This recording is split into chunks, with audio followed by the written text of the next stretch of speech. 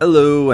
Hey, what's going on, guys? No, kind of intro screen here for us today. Just gonna get right down to business, because it's gonna be a very extra informal, just kind of a hanging out stream, because just gonna be doing a little bit of painting, trying to finish this guy up, but we're having some trouble a little bit here, which we'll talk about here in just a minute, but I don't know why that's like blowing up. I don't know what the reason is for that, but yeah, I know. On. Alright.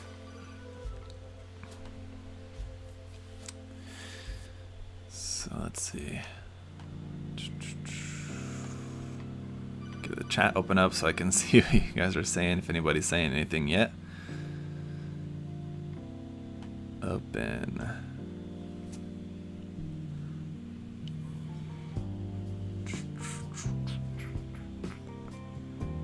No. Hello, hello. Hey, Dianjo, you are speedy. Even before I had the chat open, you had the super chat there. Thank you for that. Alright, so now that I'm all set up here, as you guys can see, if you tuned in yesterday, the colors have been changing. They've been going through a lot of changes as I've been trying to figure out the color scheme for this. I'm still basically keeping like the same camo scheme that I was working towards, but the colors are changing a lot, and I'm still not feeling super confident about this, but it's coming along, and I think I'm at the point where I'm gonna try working with it a little bit more, and then I'm just gonna kind of call it a day on these colors, and then hope that I can do some more salvaging during the weathering processes. But as you can see, I've got a bunch of paints out over here because I've been trying to work this a little bit. And here's an idea, as it's kind of coming apart, so nothing's still quite yet together, but here's an idea of kind of how it's looking at the moment. Sort of, you guys can get the general idea of that. So it was looking very watermelon-y, and like on the head part, you have like that. It was basically like lime green and black almost, and it was like too stark contrast, and the green was way too bright. It'd be fine on other things, but like for the purposes of this build, it was just too bright, I think. So,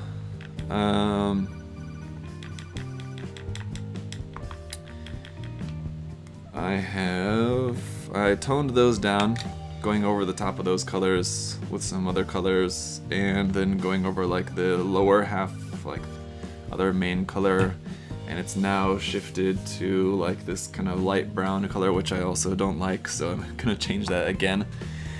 And there's only so many times that I can keep repainting over these sections. Well, it's just gonna look kind of a bit of a mess, so kind of at the point where I think I've got like one more try to try changing the colors before I then have to do something more drastic, whether it be like completely stripping and repainting the kit, or like I also thought about possibly trying to do just like a whitewash, so make it look like it was fully painted with camo and all that, and then whitewashed over the top, make it look like intentional, or repainting over it with airbrush. I'd do opt for one of those options, but for now I'm going to try one more color change, and then we'll see how it's looking.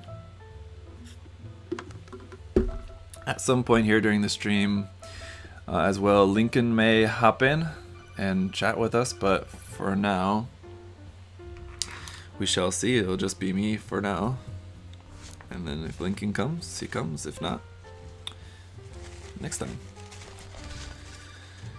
So let's get down to business here. Break this back up a little bit, get some paints out of the way. I just wanted to say thanks to you. I've moved on from HLJ and onto USA Gundam Store. Thank you for introducing me to a cheaper alternative. Been with you for quite a while. Thank you, Electro Buster, for your support there at USA Gundam Store. I know that Hobby Japan is quite cheap, of course, but yeah, shipping prices are kind of way up these days, aren't they? So,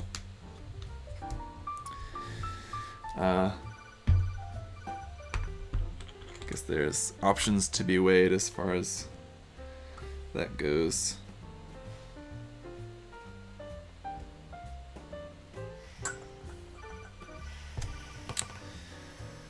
So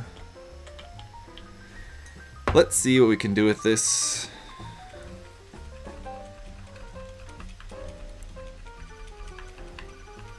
So I'm basically gonna change like the lower color, which is in that light brown color that you see now. I'm gonna change it to essentially kind of like the same color that you see like on the top half, lighter color. And we'll see how that's looking, but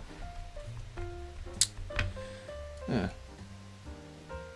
There was a bit on here I needed to touch up as well too.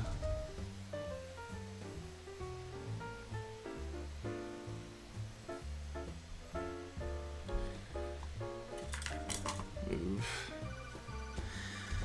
Also, shoot. Ah, okay. Hello, hello. I'm also wanting this layer to be quite thin as well too, not to completely drown out that darker color underneath, but just be like really thin on the top so you still see a bit of that darker shade underneath, but just make it all kind of lighter.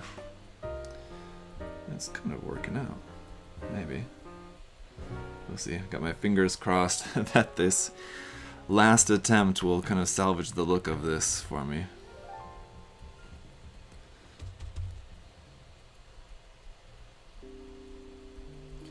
We'll see.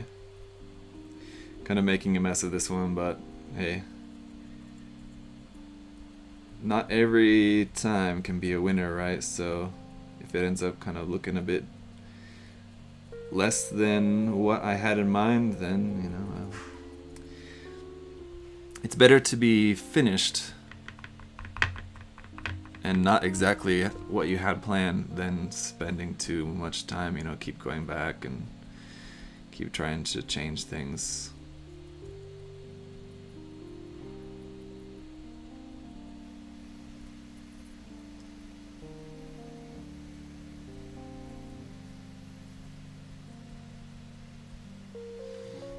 But it's lighter, but I'm also wondering if I want to make it even lighter than that.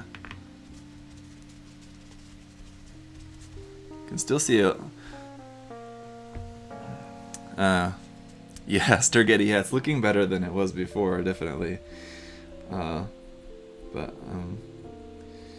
I like that there's still some of that light brown coming through, but now I'm wondering if there's still too much of that and I want to add some more. Make this a little bit lighter even.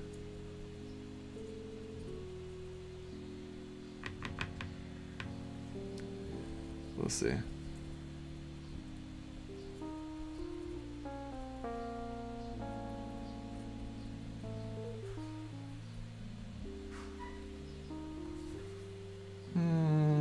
It's not bad.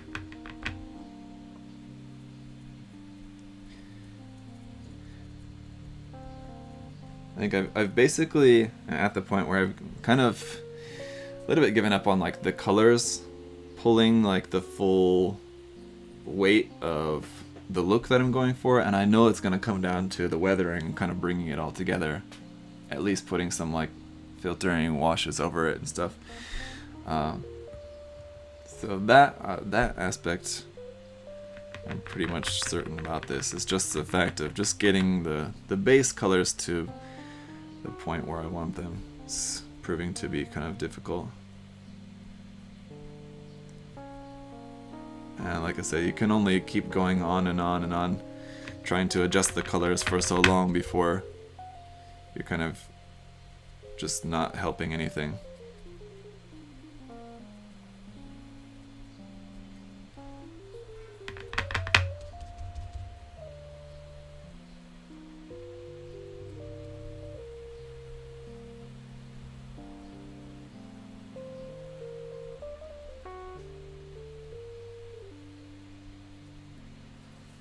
But I don't know. It's getting there. It's something. It's gonna be different. That's for sure. And at the end of the day, I'm still really excited about the, at least the LED in there is gonna look cool. And even if the painting is a little bit less than ideal in the end, at least the LED gimmick aspect of that will be cool. So it'll have something going for it.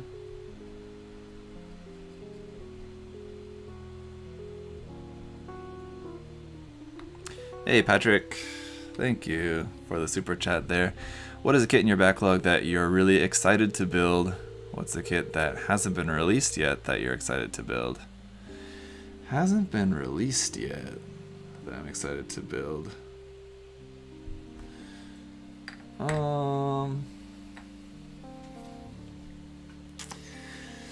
There's a lot. I think the one that I always tend to bring up is the Rosen-Zulu. I'm really hoping that someday we'll get a Rosen-Zulu kit.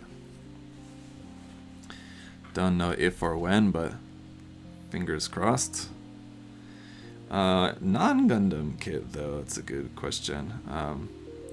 I still think it'd be cool to see a Razifon kit. Even though I found the anime was a little bit disappointing when I watched it many years ago, because it was so Evangelion reductive.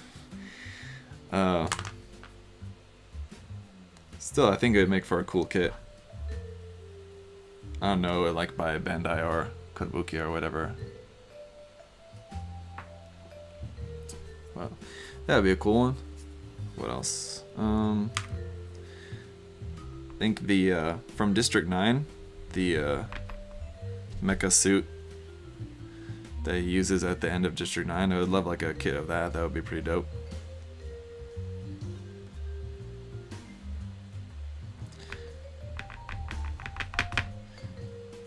That I think would make a lot of sense for Kotobukiya to produce. But as well, like to answer your question, what's the kit in my backlog that I would like to, that I'm looking forward to build?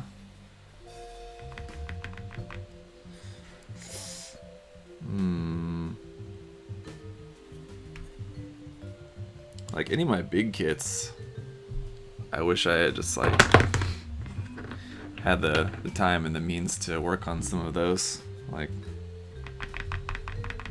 the Mechanicore kits and stuff like that.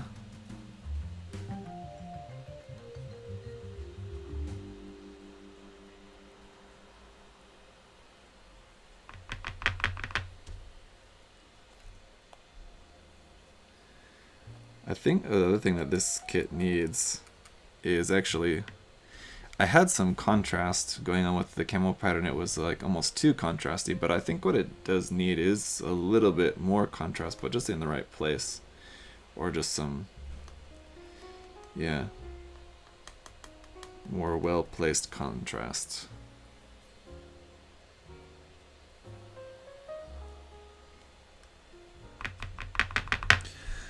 A little bit. It would be cool to have kits from Horizon Zero Dawn, Forbidden West. Yeah.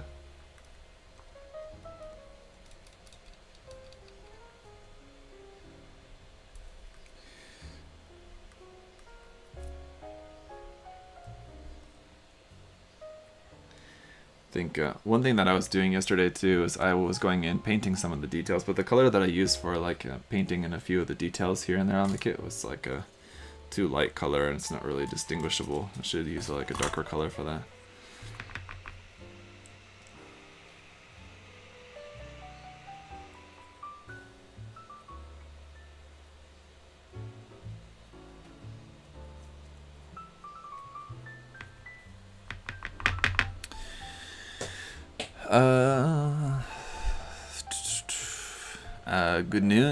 Good afternoon, Juan. I started watching all your Advanced Zeta reviews. Do you think I'll be able to find a Gundam TR6? Because I found and bought the P Bandai HG Hazel Custom. I mean, finding just a HG Wound War kit, yeah, I mean, the kit's been, they've done a number of different production runs on this, even though it's an exclusive kit. I mean, like, there should be plenty of them out there in the wild, because they've done a few production runs of that. Every time it seems like they release a new variant of it, they'll re-release the just regular base Wound Ore as well too. So there should be plenty out there.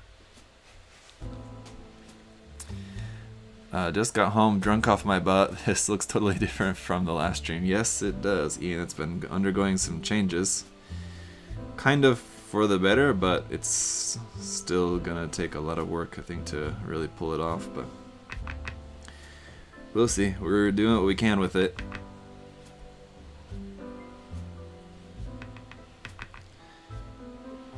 You know, if anything, it's all a good learning experience about things to do, things not to do, all that good stuff.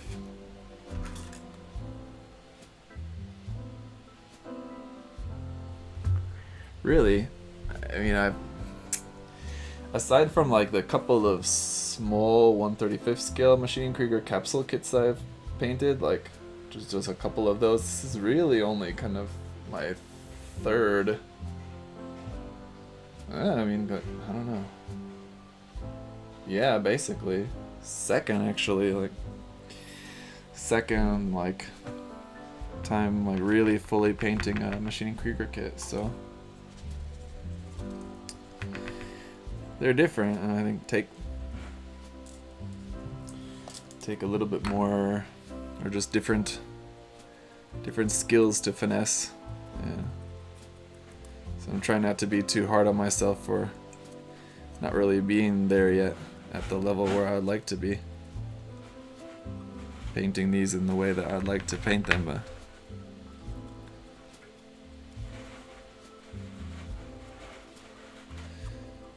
I'm still having fun with it either way, so it's all good.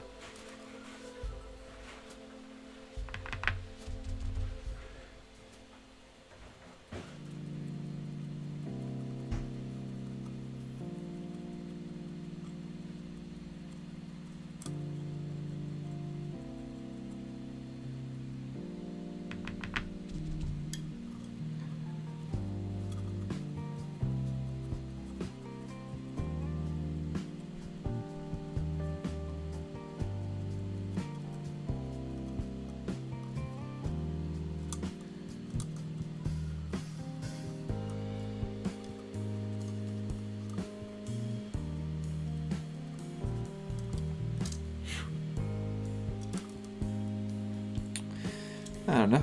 We'll see. I think this is working out for the time being, at least.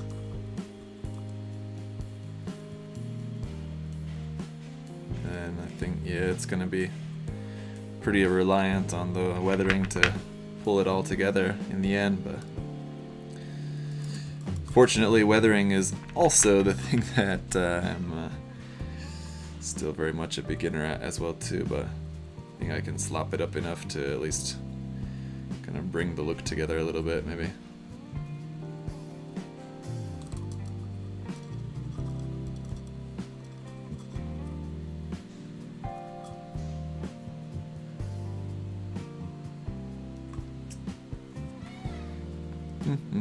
I don't know.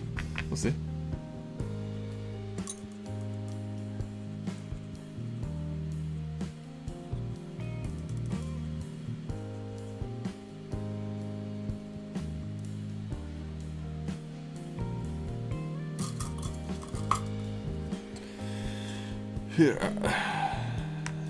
Did you ditch the brighter color scheme? Yeah, so yeah, the bright green that I was using before, you can still see it.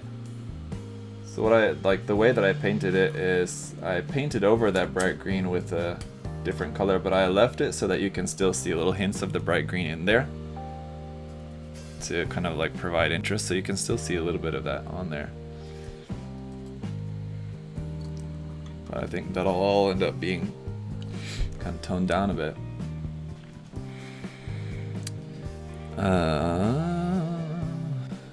The other thing I should have done yesterday was spray some gloss coat on the pilot figure so that I can start work on the detailing work on that. I can't really do anything with that at the moment because the white paint on there is not like really glossy enough, I think, to to start painting on that quite yet. With some enamels, it needs some gloss coat on it first, so I have to do that. If you guys missed the stream this morning, I was already been live kind of like all day already, or at least in the morning for a couple hours on Chris's channel. On Chris Pavs, we were going over some more of the clean entries from the Clean vs. Weather contest, so you can go back and check that out if you were interested, or if your build was in there. We only got through a couple dozen, I think, today, so there's still a bunch that we've not gotten to, but if you're wanting to keep up with that, we were live doing some more of that over on his channel this morning, and I was just kind of hanging with those guys a little bit before coming over here.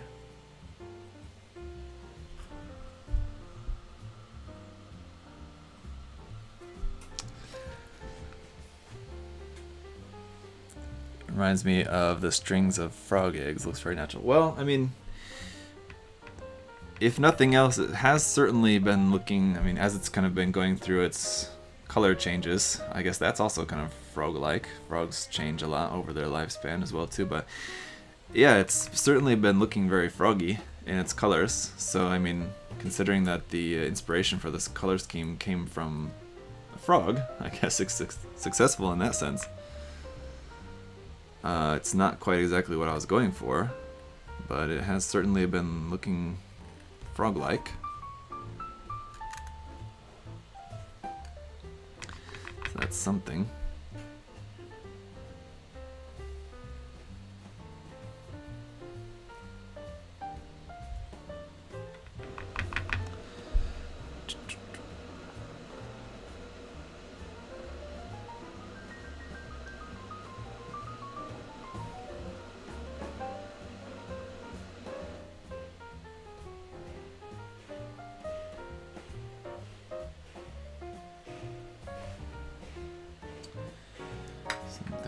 That, and this part, a Hypnotoad, something like that, yeah.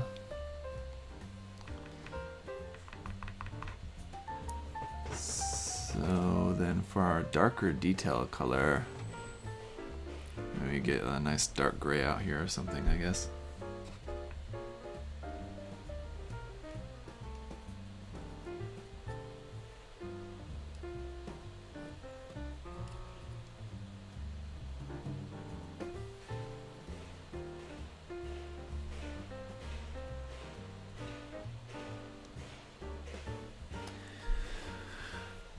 Hopefully one more question before I pass out. For SMS paints, I understand they're pretty thin, but do you thin them any more before airbrushing, or are they pretty much airbrush ready?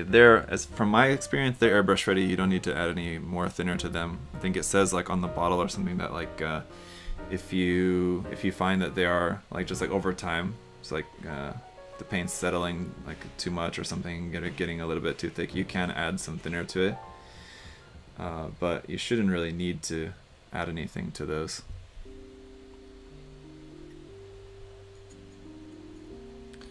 But like I said, just earlier this week I got some new SMS paints in from Scott to try out, so I'll be trying those out in the near future. I don't think really anything has changed too much since when I tried them out the first time, but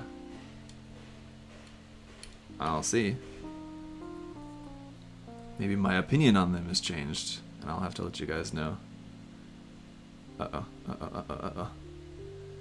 Brush is not fitting through this gap. There we go. I also feel like painting these bits has been tricky. But again, like I was saying yesterday when we were painting this, the thing about painting hard to reach areas is that if it's hard to reach, it's going to be hard to see, so you don't need to like worry too much about painting those hard to reach areas like super precisely, at least on kits like this, right? Where like the style of painting them is kind of the more that you have assembled at the time when you're painting it, kind of the more natural it's going to look for the style. So, but just like because of the shape of this kit, it's kind of hard to paint. I feel like it'd be very difficult to paint this kit out when it's fully assembled, just because it's very long and you have these big wide bits sticking off the side and stuff, and it's just kind of very awkward. It's like painting it in pieces like this, I think, is probably a good way to go for now, but I think we'll probably start putting some more pieces together here shortly. Brandon Johnson, what's up, Zach? I'm back. Hello, welcome back. Basically, I think probably like get all the LEDs and stuff in there, and then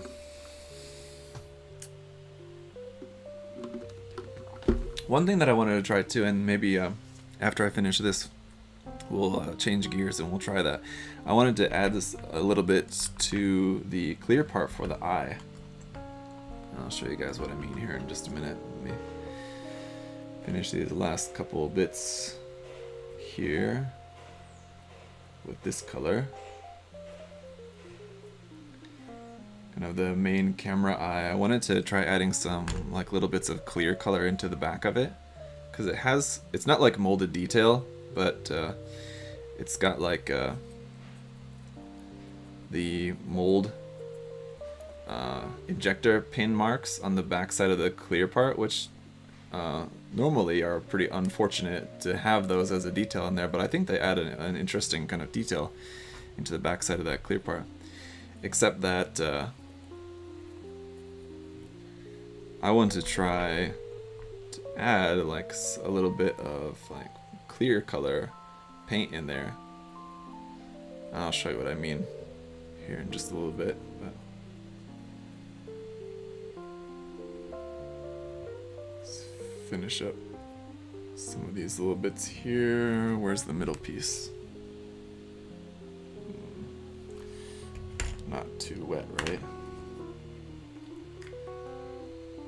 It's on here to see if the color is looking alright to match. They're matching well enough, yeah.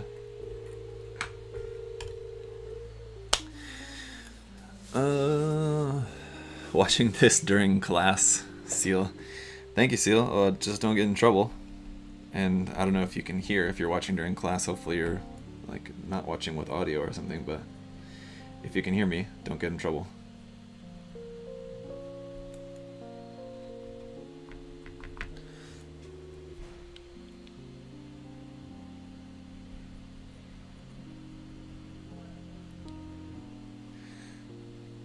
One of the reasons why I'm streaming a bunch of like just the building and painting process of this kit, and why I've done a couple of build streams in the past too of different Maschinen Krieger kits, is to try to just get some more people exposed to the kits, because I think they're really cool. It's just something that I really enjoy, and I just even though I don't build that many of them, and I've only now painted just a couple of them, but as a property I think they're pretty cool, and just kind of to help get some more exposure of these kits to see if there's more people also interested in them. You feel fine? Yeah, how about you? Getting bad? Getting worse? Why? It's getting worse. It's muscle swollen. Yeah, my arm feels kind of a bit sore, but... And a little bit cold. Cold? Yeah. What do you mean, like... Kangi? Yeah, I mean, feel cold. I mean, getting fever. Oh. Means. Mm-hmm. Okay, just checking. Yeah. My wife and I got our first vaccine shot yesterday, so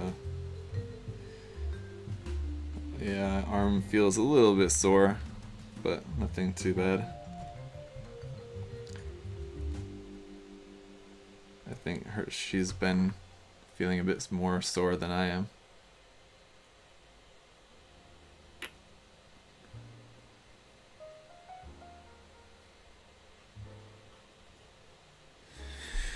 Oh, well, enough for now. Let's see.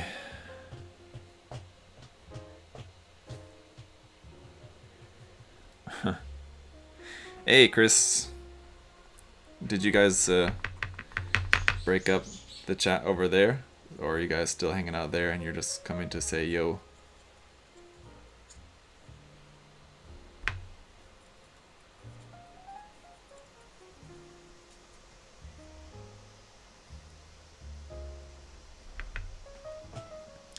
Meanwhile, in Australia, they just opened up to all ages, but I've got to wait 2 months apparently because of the supply. Yeah, Fossil Parrot, they're on Twitch talking about the vaccine. Yeah, we weren't expecting to get the vaccine until like the fall or something. We weren't even sure if because we're planning to move to Florida in November. We weren't even sure if we were going to be able to get it before we move. But they have a thing here where you can like sign up to be on a no-show list where at hospitals where they have people scheduled to get the vaccine that day, and like if it's like at the end of the day, I guess they can't keep doses, once they're unfrozen, they can't keep them for long. So if they've got ones that they've like had out for the day to use, they were planning on using 100 in a day, and like only 80 people show up that were supposed to, and they got some leftovers. At the end of the day, they call people on the no-show list, so we were on that, and we got a call, so we were able to go in and get our vaccine actually much earlier than we expected. Playing Monster Hunter, okay.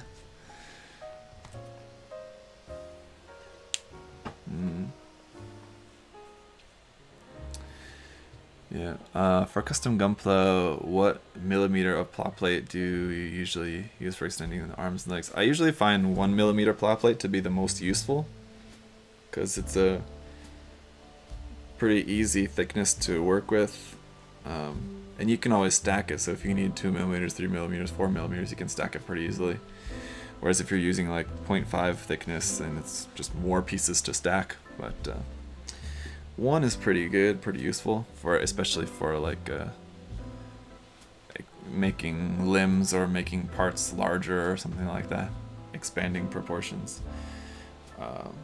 1 millimeter is too thick though, usually, for doing like any aesthetic changes, like if you want to add like little bits of detail or something like that, or like add like a raised plate of armor on top of another piece of armor. 1 millimeter is pretty thick. And you could always just sand it down. It'd be a lot of sanding and filing to get it down to a good thickness. But like, if you can, I know like from Tamiya they sell, I'm pretty sure, right? Yeah, they sell like sets, so you can get like a pack, and it'll have, I don't know offhand what is available, but you should be able to find something where it'll be a pack of like 0.3, 0.5, and 1 millimeter plot plate, like for example. So if you can find one of those, go for that, because the sheets are pretty big. It takes you a while. Unless you're really using tons of plot plate, you'll be able to use it for a long time. Is that figure in scale with the model, out of curiosity? Yeah.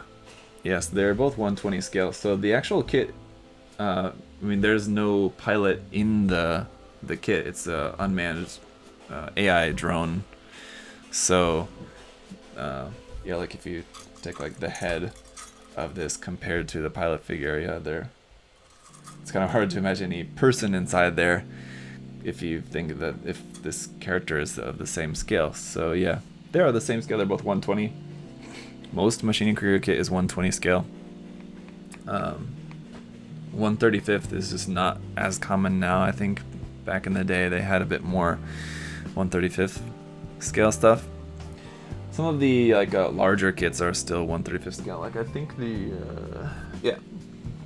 Luna Diver. This one's 135th because it's quite large. And the capsule kits as well too, because they're just little capsule kits. Those are also 135th scale. Anything from Wave and Hasegawa, most of them are gonna be 120 scale. Had a great time hanging out with you and the boys on Critical. Have a good night. Thank you, Brian. Yeah, good to just kind of hang out, chill, chat. So feeling good, well enough about the colors of this for the time being. I'm just gonna kind of leave that alone, color-wise. I want to go in and paint some more, just little details and stuff. But for now, as far as like the main colors go, I'm gonna kind of call it there. Let me just see if, make sure I'm not getting any messages from Lincoln. No, nothing yet. Filani, how are you? I'm good, thanks. I'm feeling a bit sore and a bit drowsy. I think it's just because of getting my vaccine shot yesterday, but for the most part I'm fine. And it's Friday, so got the next couple days to not exactly relax. I mean, if any of you guys have kids, you know that like the weekend's almost like harder than the weekdays. Like if you work a 9-to-5 job during the week, you think like, oh, like the kind of normal mindset is like working for the weekend, right? You know, you work and like it's hard, and then on the weekend you just want to relax. But like, you know, when you have kids and you love to be with them, but it's way more work to hang out with kids all weekend than, you know, just doing your day job. I guess it depends on the job. At least for this type of work, obviously, it's pretty relaxing to. I'm just like in here meditating all day long, basically, when I'm not talking to you guys. Meditating or watching YouTube. So I mean, it's pretty low stress. I don't have kids asking me a million questions and doing all that stuff. So. Okay, so I hope you're having a good one. Bought a zero gravity judge because of your video using your code. That's good. I'm glad you were able to get one. I know we weren't able, actually at USA Gundam Store we were able to get a lot of them, actually, but still not enough as to meet the demand of how many people wanted them. But those of you guys who were lucky enough to get one, yeah, enjoy it. It's a cool kit. In universe, what does this thing do? Is it like a satellite or something? Yeah, Coyote, it certainly looks very much like a satellite, and as I was talking about, I think yesterday or earlier this week, I always kind of thought that it looks like just sort of like a satellite weapons platform, like it's just up there in orbit and it's got the missiles to just be able to fire that ordnance down on wherever, right? That's what it looks like, but no, it's more of like just a drone for actually just going around on the battlefield or whatever, I think. So yeah, it's just a... What's the other word? It's not drone, but it is a drone anyway. Yeah. Hey, whenever Chris, yeah. I know. It's just can't on the weekends, but anytime during the week. You know, when we're wanting to just hang out, we can just live stream.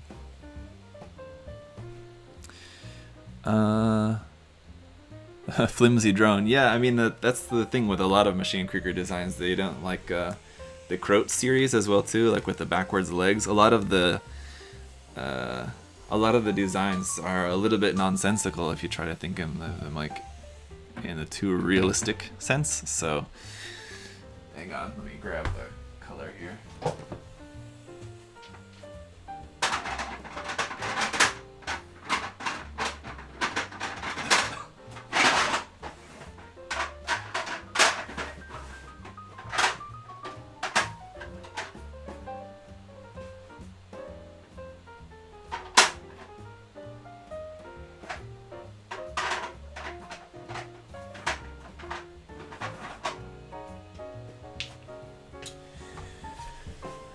This German gray looks pretty nice and dark, but I think it's going to be too dark. So I think I'm going to use field gray, which may not be dark enough. I don't know. Field gray I know is a very Maschinen Krieger canon color, but maybe mix it up a little bit. See, just for painting in a few little detail bits, mechanical details and stuff, I want a little bit darker color.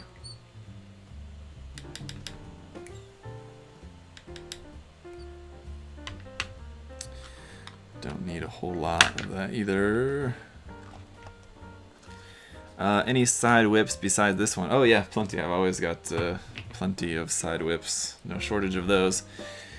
Always seems like you're working on a handful of kits at one time. Yep, that's exactly right. So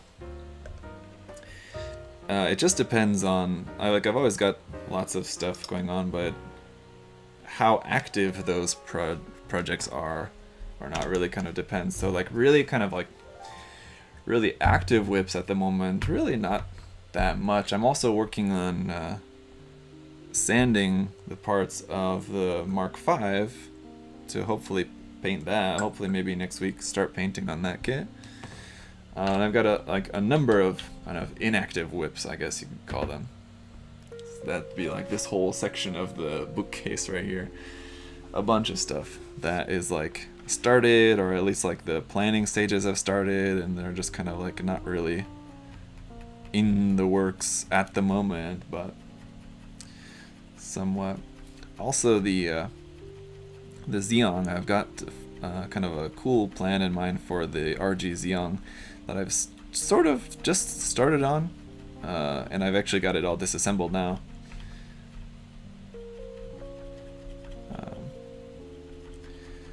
Ready to start painting on that a little bit as well too.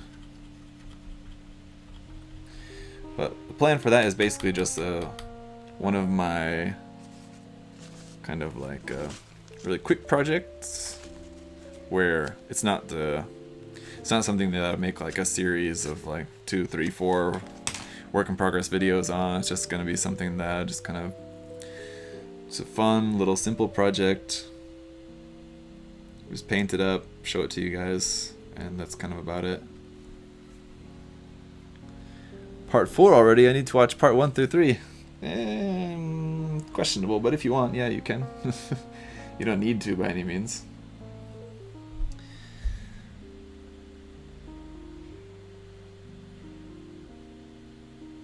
So parts 1 and 2, we're just going over just building the kit, so if you're interested in seeing that. And part 3 was just the start of painting.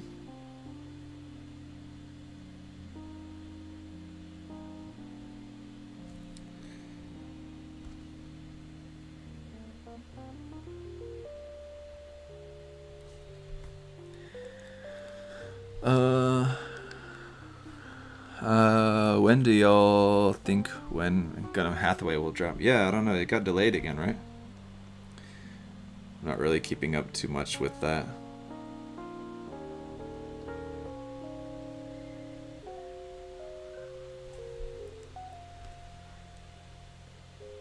Because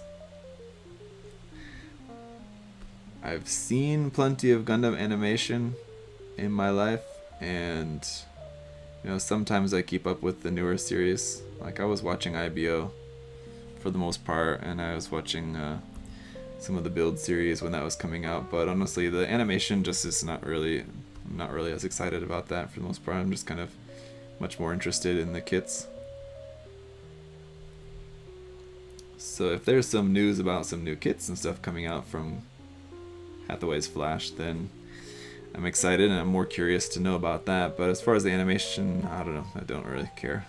It'll come out when it comes out. Could have already come out and I wouldn't know the difference. So as far as like getting updates on that, you're asking the wrong person. I wouldn't know. I'm not really keeping up so much with that. The only reason that I know it's delayed again is because I think the guys in my Discord were talking about that.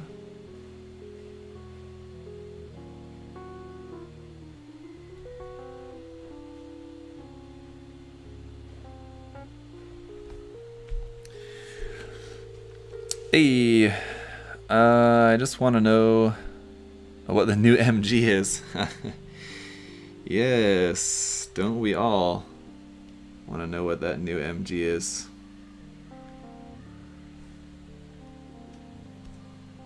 Quite the mystery. I wish I could tell y'all, but I don't know what it is, so sorry.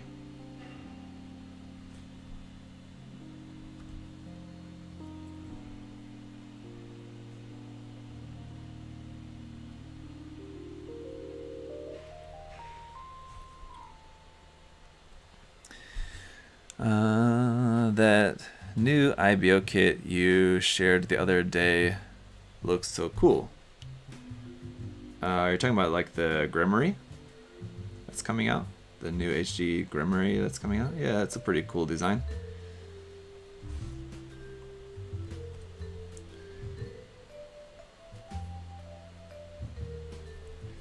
It'll be cool to see the what people do with that, just the different customs and stuff that'll be coming out once that's out, and like you start seeing on all the Japanese Twitter users start working on theirs. I'm sure we'll see some interesting stuff coming out from that one.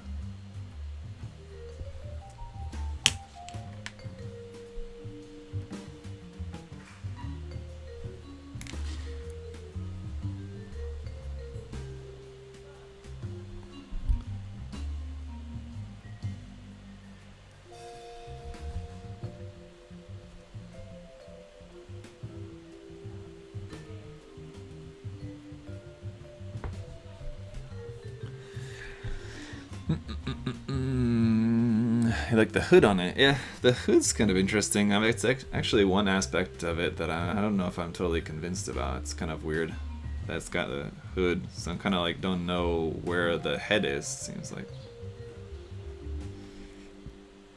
head is kind of hidden in there amongst that.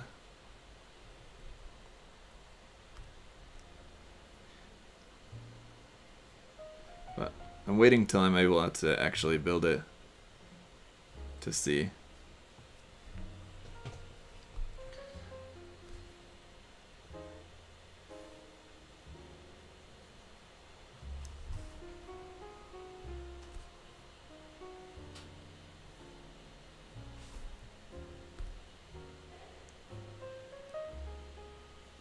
I still think though, at least like for the time being, probably the kit that I'm most looking forward to as far as like what we know is coming out later this year is still probably just the HD Nightingale.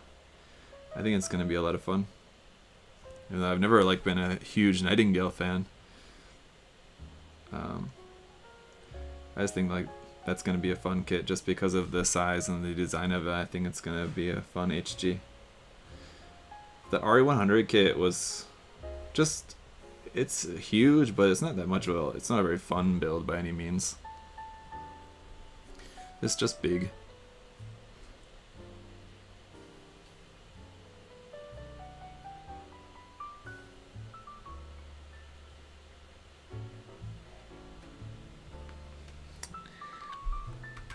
Alright, let's see.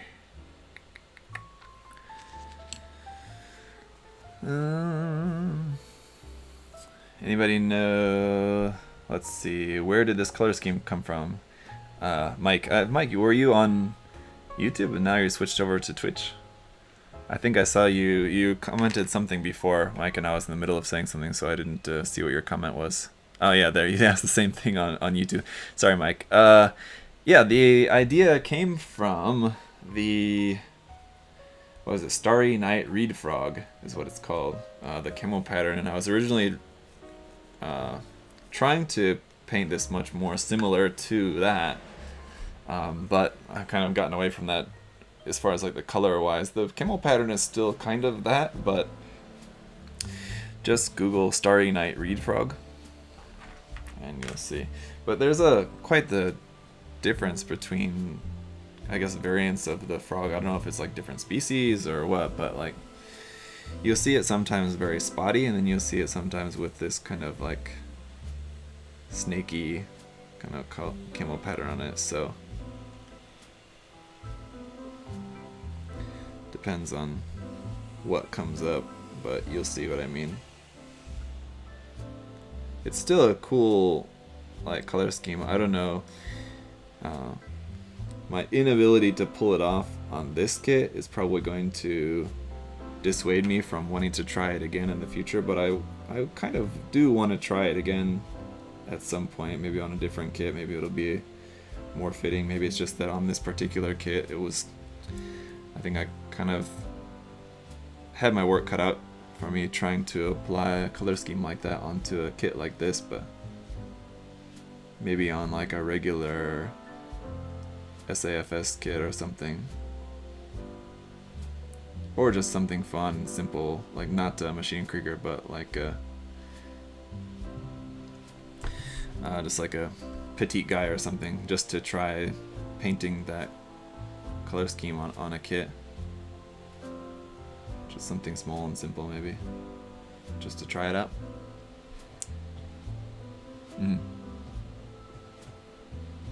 Tread on a high guard, yeah, something like that I think could also work.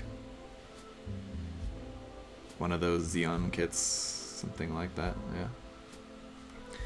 I mean, either way, whatever the case is, whatever kit it is, it's a really funky color scheme, and even though I think it's a really cool color scheme, it's gonna look like odd and out of place. It's not gonna really look good from like a Canon standpoint. I mean, as like a convincing camo. A camo that actually would be realistically used in the field. I think it just is not going to look like that. It's going to end up just being very stylistic looking, ultimately, anyway.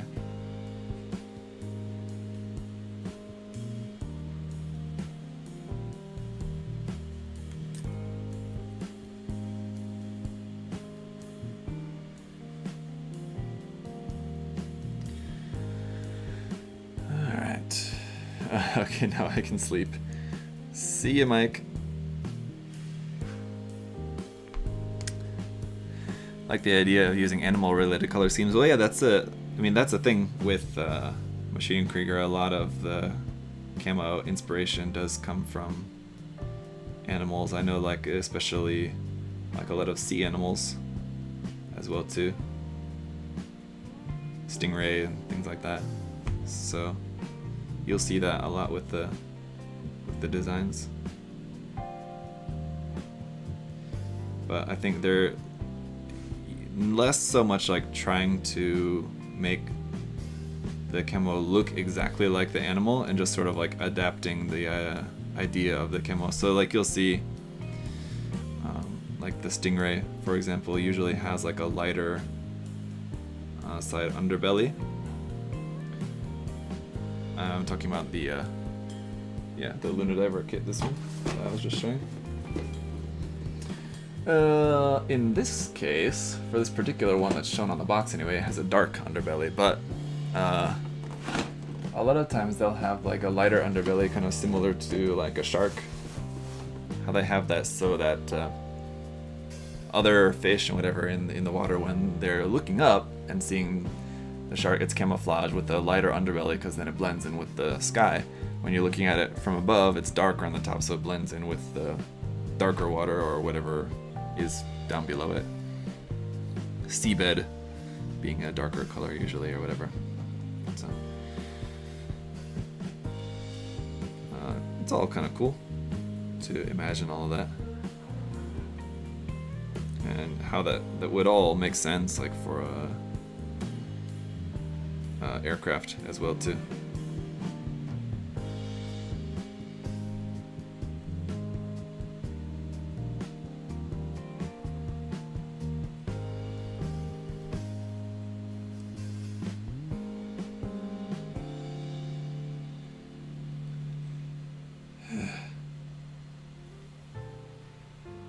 Painting anything on these Panzerschrecks is annoying just because of the fact that there's 6 of them.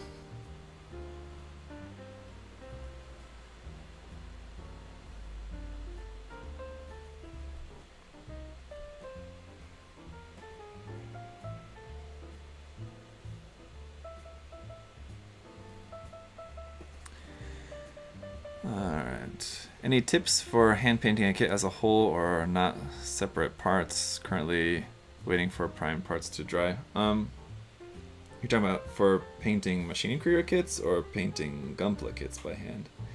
Because it's quite the different process. If you're talking about painting Gunpla kits by hand, I've even less experience with that, and basically what I would say is, I know kind of the main thing is just to make sure your paints are good and thinned, and you just work in layers, building them up.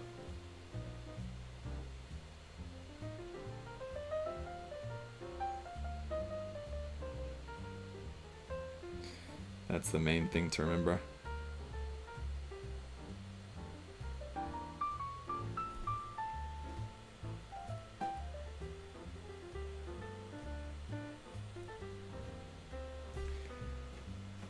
Damn. Shouldn't have done this. I'll show you here how this is going. Oh yeah, we were going to talk about the clear part, weren't we? Guess we'll come back to that.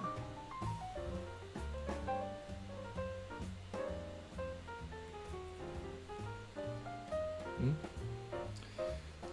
getting all turned around here as well too. Where's that?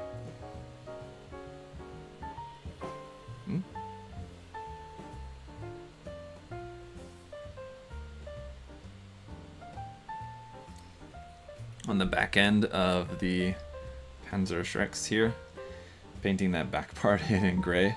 It just takes forever because there's 6 of them and all those little angles and everything on there.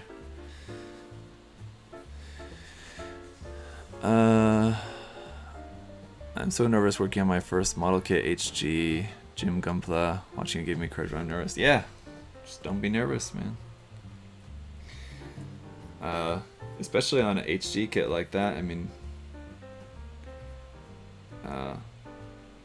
that's a good one to practice on something cheap like that, because if in some way you happen to just like make a complete mess of it, then at least it's not a great loss being a cheaper kit. But the other thing to keep in mind too, and I think like that's a pretty common piece of advice to hear from a lot of people, is that like start or like use something cheap so that if you mess it up, it's not a big loss. But honestly, it's really difficult to mess something up beyond the point of being able to fix it, because anything that you would do wrong, there's a lot of ways to fix it, and learning how to fix your mistakes as well too is like also a very important skill to learn. So if you do mess stuff up, I mean, don't just immediately toss the kit out the window or whatever, or in the trash, I guess. But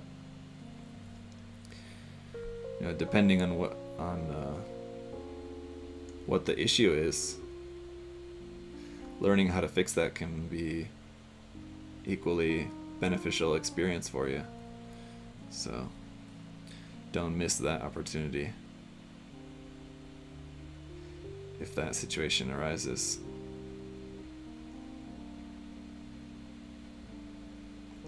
Like if you break something, then you end up learning how to fix broken parts. Or if your paint gets messed up, you can always strip the paint, and then you know how to strip paint. Because it happens from time to time.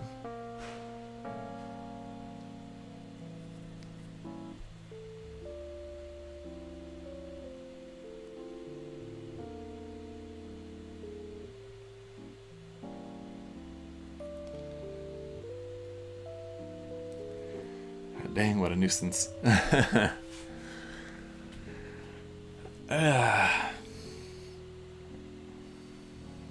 need to take a break. Painted 2 of those, I need to take a break, go paint something else, and then come back and maybe paint 2 more, and then come back and paint 2 more.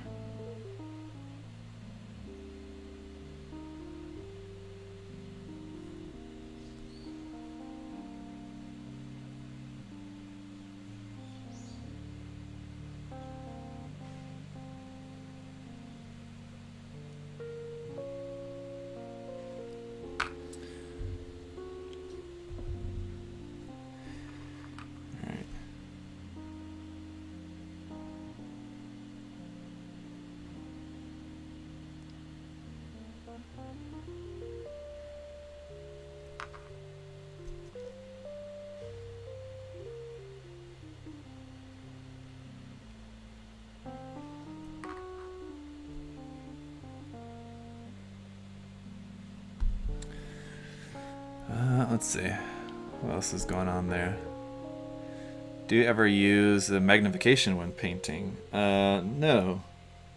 Especially for something like this, you don't really need it. Like, for painting like a little 120 scale figure or something like that, yeah, that might be helpful, and I probably should. But I don't have anything like that. Unfortunately, I would like to get like a loop, like one of those kind of bits that attaches onto your glasses. That'd probably be helpful for me.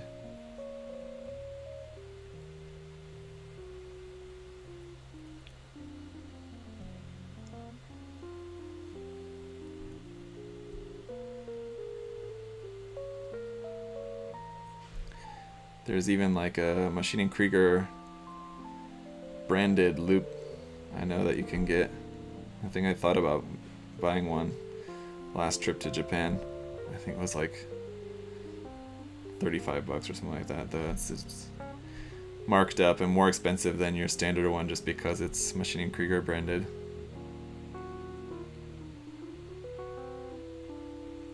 So it seemed cool, but a bit of a waste at the same time.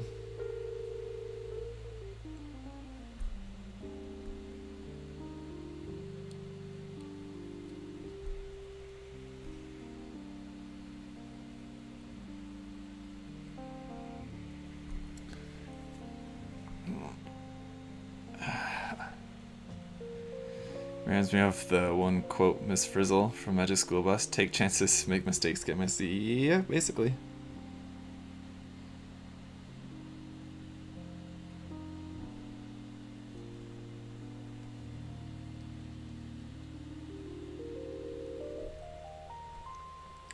It's probably a good.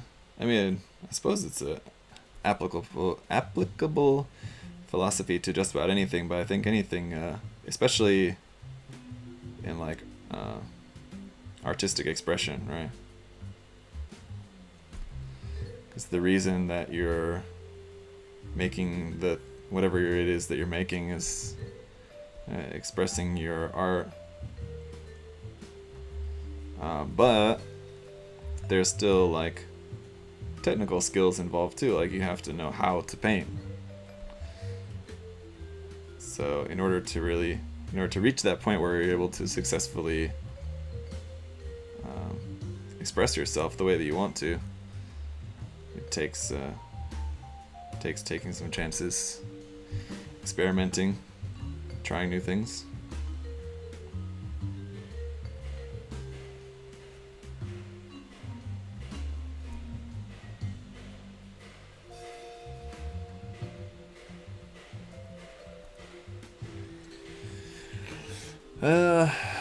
Could you show your Gundams? Which ones? I don't know which Gundams you want to see. Got plenty. I'll try to show you guys a little bit better actually as to what I'm painting here at the moment.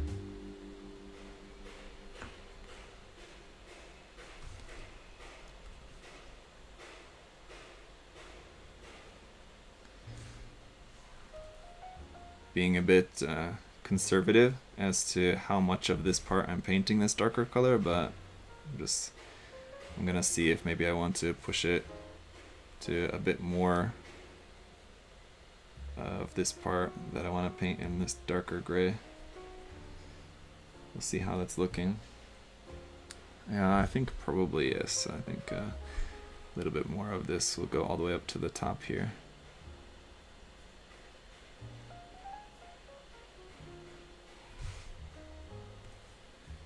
That probably looks more realistic.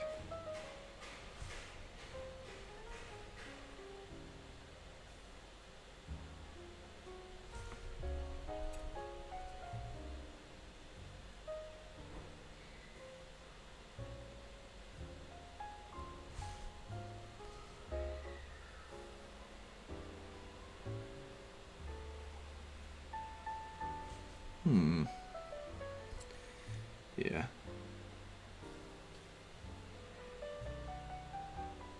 Probably looking better, right? I like that. And I think probably some more of these little mechanical details and stuff I need to paint in there.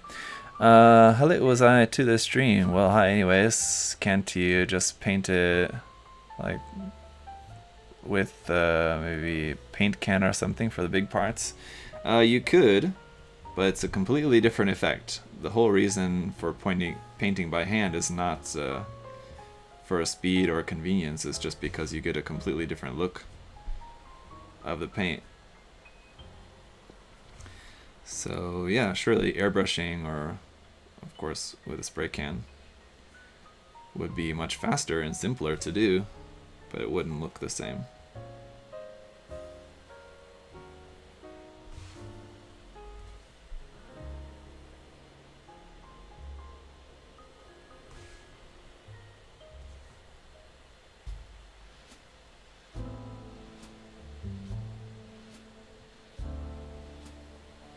Okay, so put that down for the moment. We'll switch back over to this annoying part here.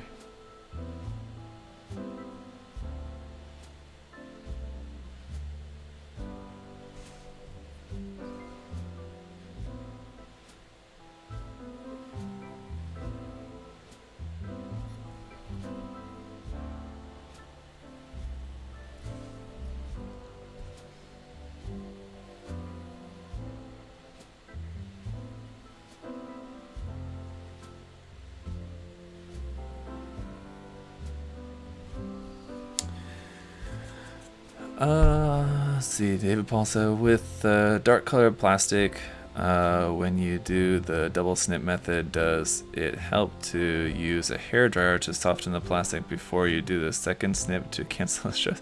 I wouldn't recommend doing that just because it sounds like a huge waste of time to like blow dry every bit before you snip it. I wouldn't recommend that. If you're wanting to lessen the stress mark, yeah, just the whole fact that that's kind of the whole reason for doing 2 cuts. But another way to avoid getting that white stress mark would just be to sand instead of relying only on nippers. Use the nippers just to make your first cut, and then use a knife or file. File's a bit more kind of dangerous, maybe. Use something else then to work the nub down a little bit more, and then just sanding to get rid of it. But I mean,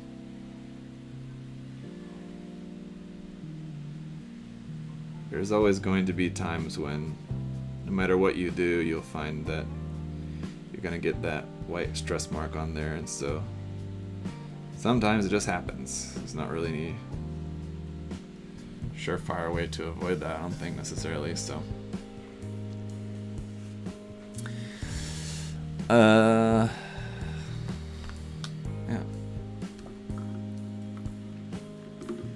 Sharp hobby knife definitely helps. I mean, if you're working on a kit for a long time.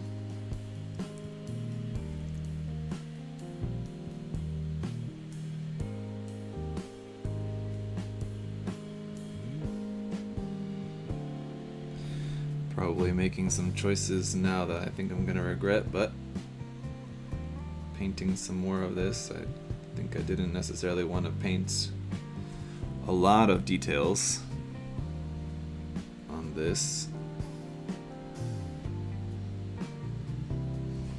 but we'll see. Trying not to go overboard with the detail painting, because again, just is not really the style of this.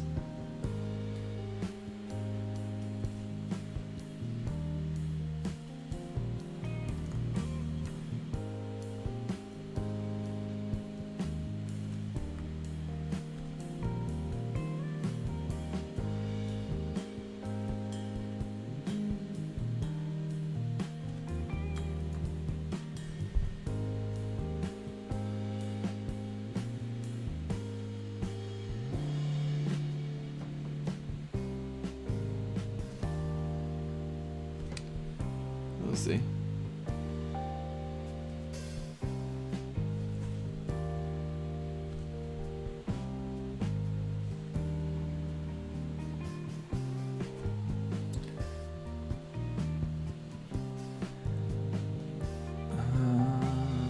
Do you make dioramas or you just put them on an action base? I don't really do much dioramas, really.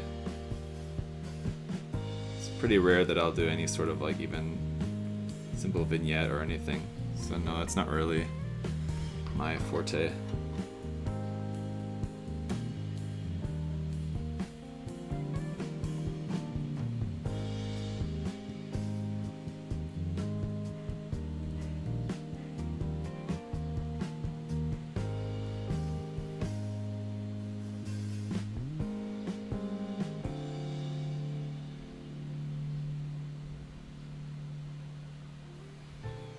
Uh-oh. Heard a little bit of thunder at last. It's supposed to rain all afternoon, but it's yet to start raining at all.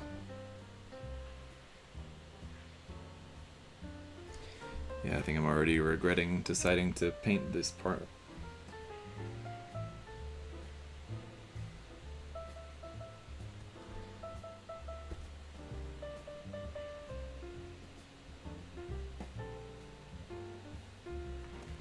It's a very detailed part of the kit to have to paint by hand.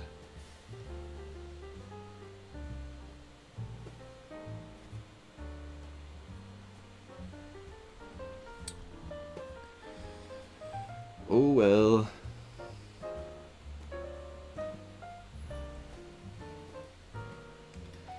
We're in it now, there's no turning back.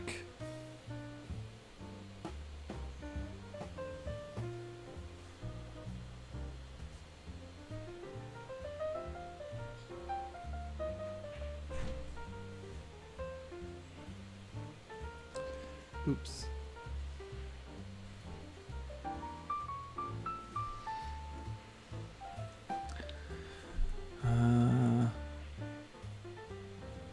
I was your DoorDash guy.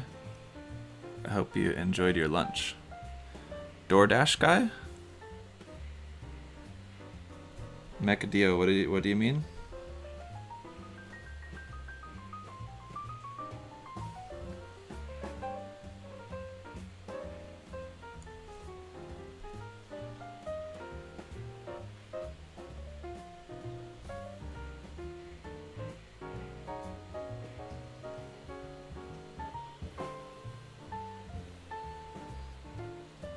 Oof. Every time I turn and look at this part from a different angle, there's another little bit to paint.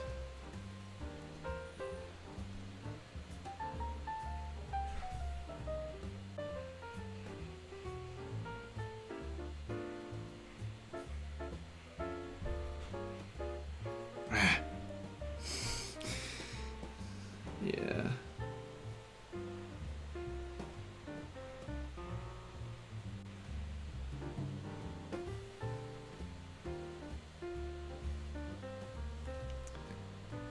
It's gonna be a fun time.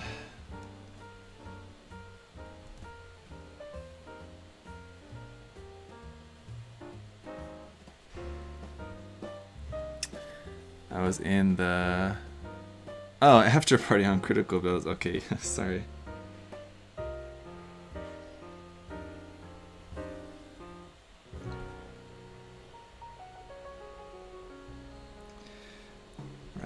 Right. Yes.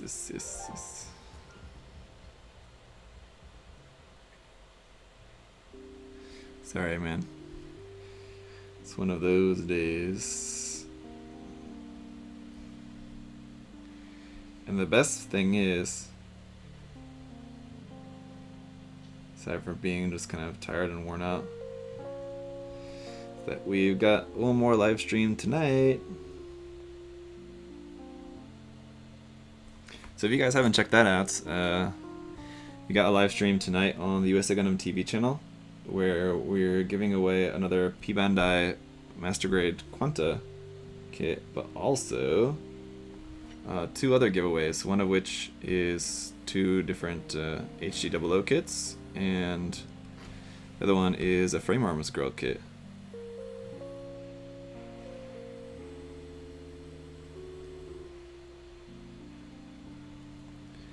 So if you guys want to check out how to win any of that stuff, check that out. I think I may have finally gotten all the angles, almost.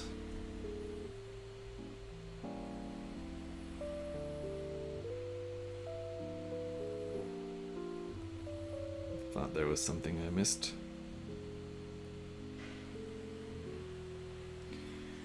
Yeah. So this side with the backs and these little strap parts painted versus unpainted. And I guess it certainly looks like something, but it's tiring me out extremely. Is the participation North America only? Yeah, for the giveaway, normally for our giveaways over there on that channel, normally the giveaways are, there's no limit at all, but in this case it is going to be United States only.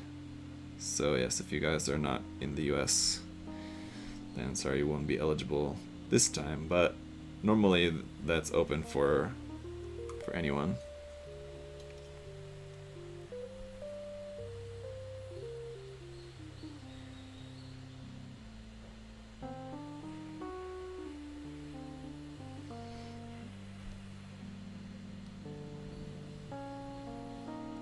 Ooh, yeah, I got some thunder going on.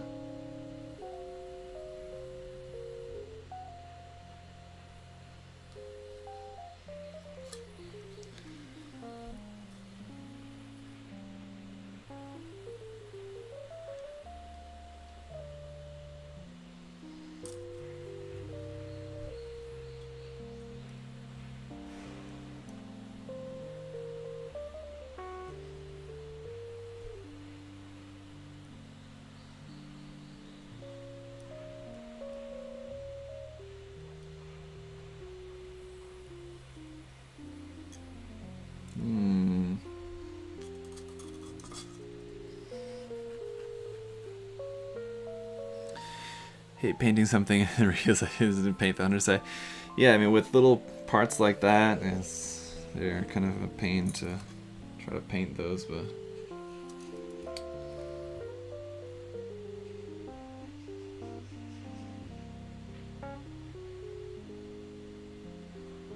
trying to just push through it, you know.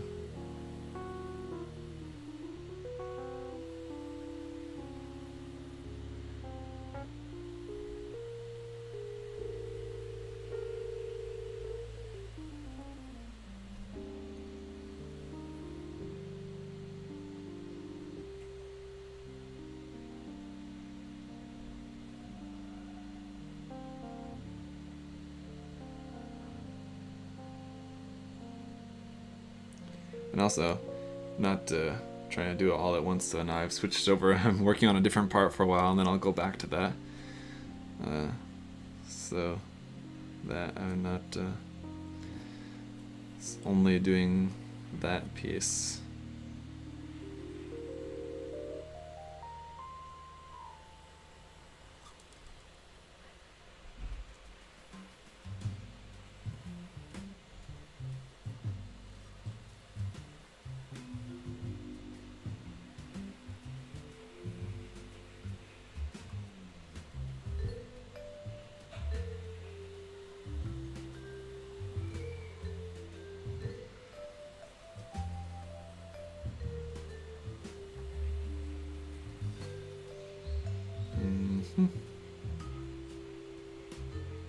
Maybe this one here as well too.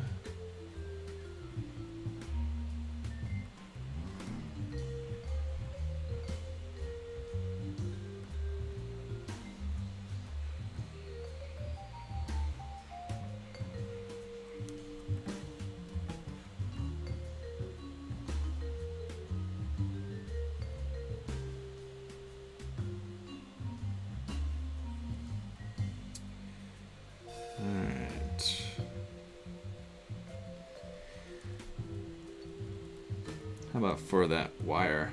She's a different color? Or what do you think?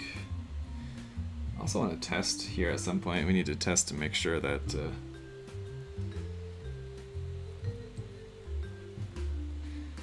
there's no light leaks with the LED. So I'll need to fix that here with some paint or something if there's any lights leaking out of the head. So pretty soon it'll be time to put the LED in there, I think. Unfortunately, I don't think we'll get to that today, though, so we'll have to postpone that aspect until later.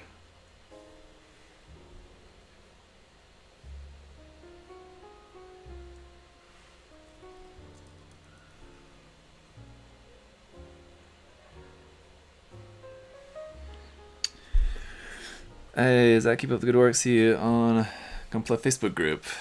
Good kit. Ben and Ink, good kit. Yes, it's a very cool kit.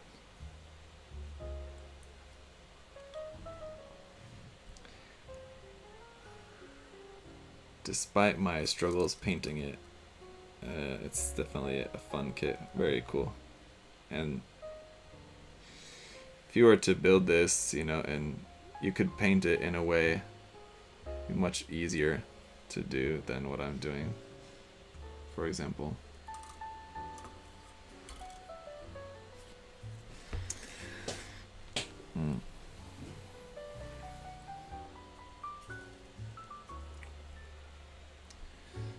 Paint this section here as well too.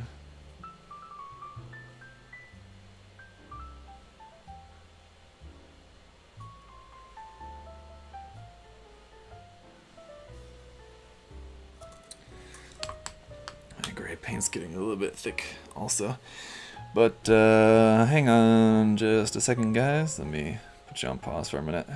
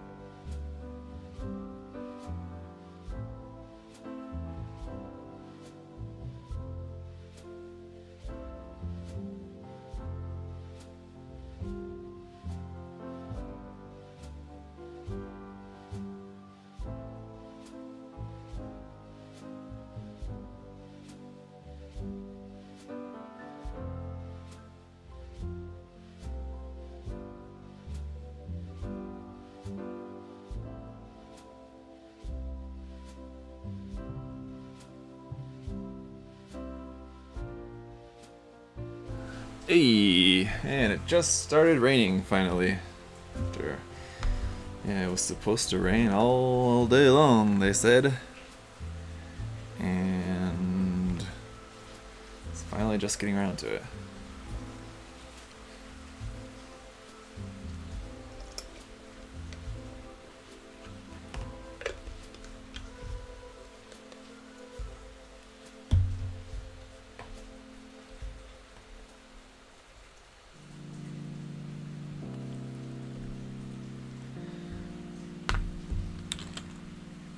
Oof.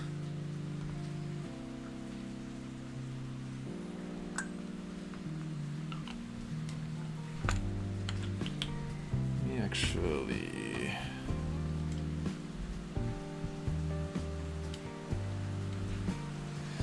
turn that a bit maybe for you guys.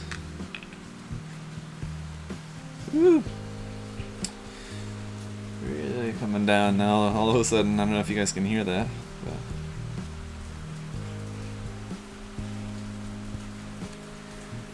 how do you stand the fumes from Mr. Hobby paint when using a brush? Yeah, it's not ideal, but so that's why I'm not gonna stream for too much longer. I'll probably wrap up the stream here in a little bit so that I can put my mask on.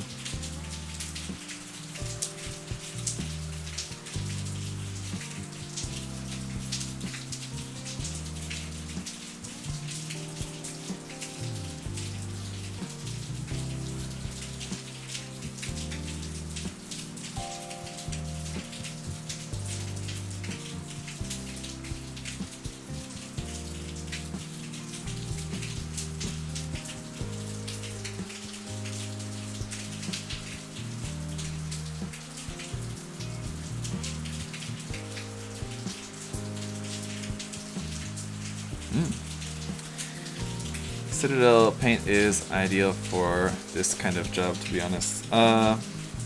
Yes. You're probably right. This is more kind of not exactly choosing like the best paint for the application of it, because yeah, for hand brushing, yeah, something like Citadel or acrylic paint is usually better for hand painting. It's just that for this particular style, Maschinen Krieger, kind of like the way to paint Maschinen Krieger is hand brushed lacquer paint. I think it's just because it gives a little bit different look than hand brushed acrylic.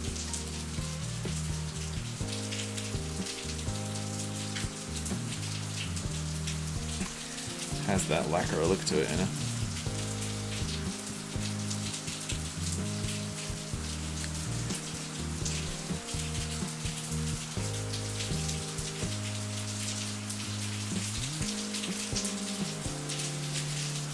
if Lincoln were here, he could tell you all about it. He could explain it a lot better than I could. But I don't know where he is. We planned to talk at this time, but I think he must have got caught up or something. So, no biggie. It sounds like you're leaking. Yeah, should I close the door? Is the sound like kind of loud there? If it's noisy, and it's noisy here, I just don't know how much you guys are hearing that.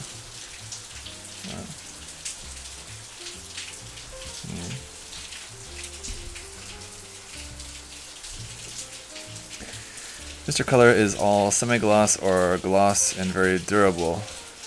Yeah, right. Is there any Mr. Color that's flat? Unless it's like flat black.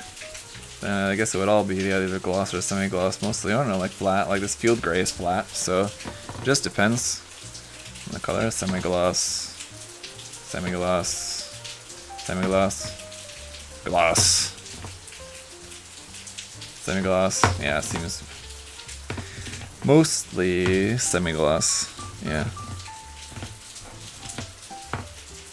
Gloss. The more pure colors seem to be more gloss, like this just pure orange is gloss, and this yellow-green is gloss. Probably depends on, like these kind of more earthy colors or semi-gloss, maybe intentionally. Sounds delicious, like frying bacon. Yeah, it would kind of sound like that a little bit, yeah. Alright, let's see. Anything else on this section that I want to paint in this darker color? Detail wise. Maybe not. That's kind of good enough. Don't want to really force it anywhere unnecessarily. And you can always add stuff later on as well too, so. Those piping bits, I think we will maybe worry about painting those later, because those don't need to be painted anything right now. The wire parts will probably be painted later on.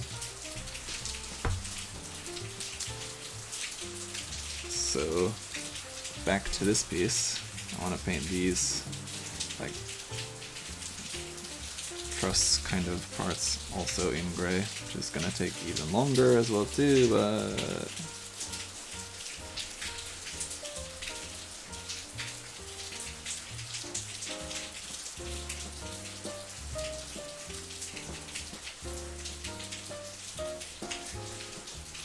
Gotta do what you gotta do.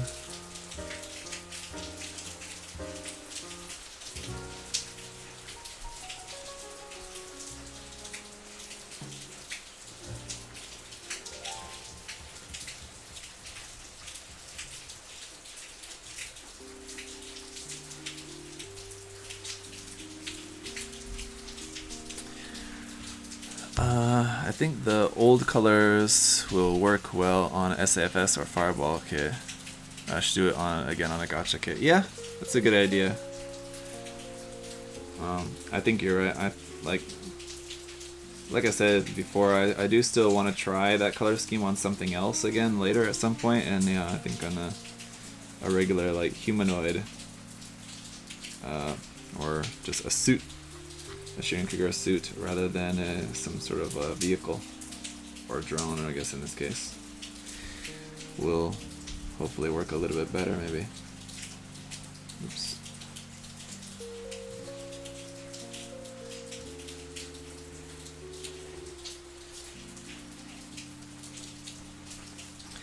So I'll keep the idea in mind, and if the opportunity arises that I think it would be a good fit, we can try it again.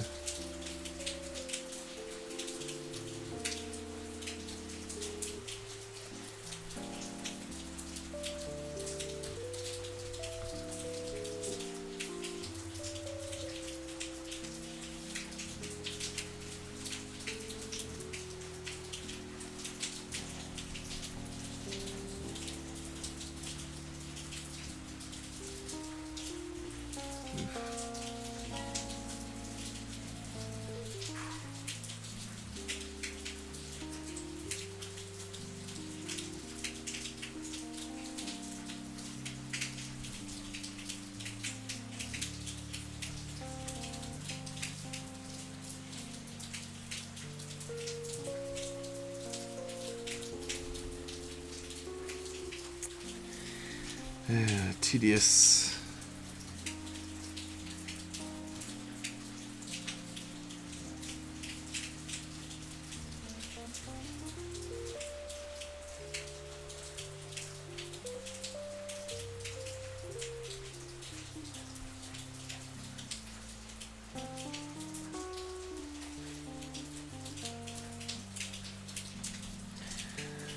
Oof.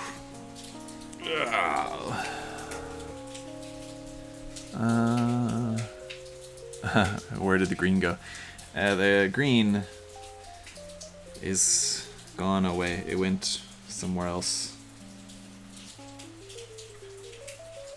Wasn't feeling welcome here anymore.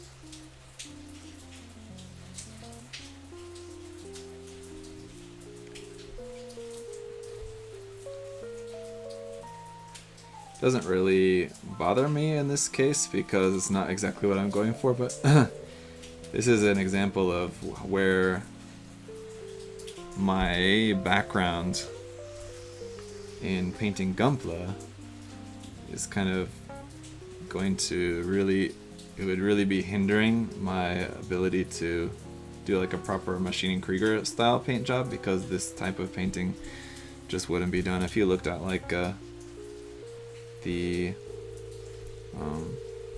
product images for this, these type of details and other parts and stuff like that aren't painted separately. It's all just kind of painted all one color for the most part to like really get the proper look. So actually, but like from a Gunpla background, like we like to paint in all these little details and stuff like this, but that's just not really the style of Maschinen Krieger, so kind of going against the will of the Yokoyama, but it's okay. Obviously, the idea for this one is not to be a Canon build.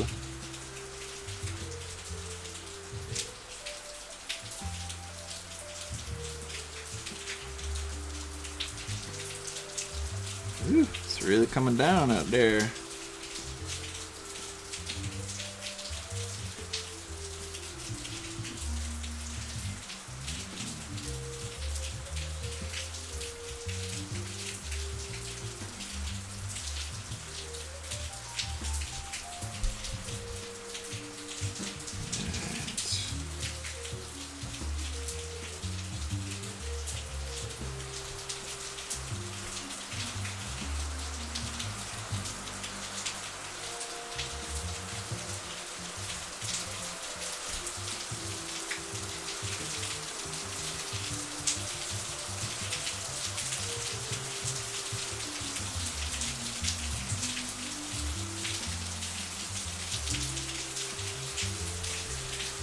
With that, I think that's one side at least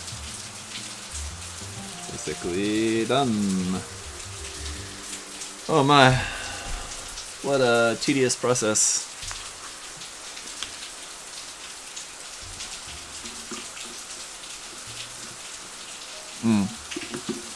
Yes, Audi, to ask about the gray pipe, yeah, it's for the base here.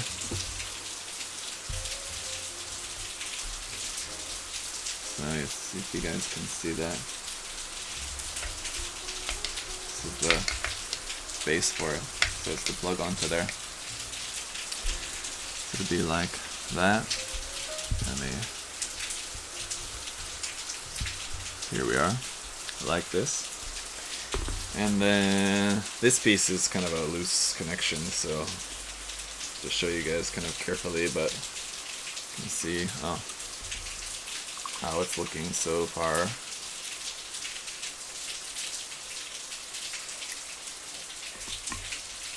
It'll be like that on the base.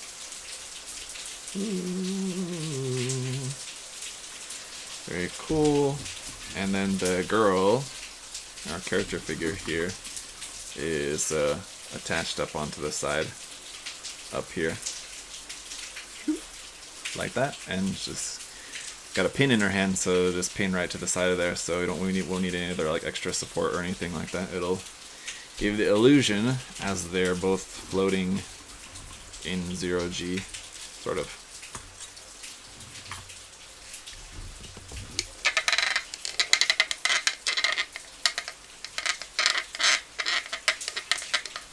Yeah, a little bit tight there, but it's better than being too loose. Alright, let's switch gears and we'll paint a little bit on this piece here, and then we'll go back to that piece, and we'll go kind of back and forth, because that one's really difficult to work on.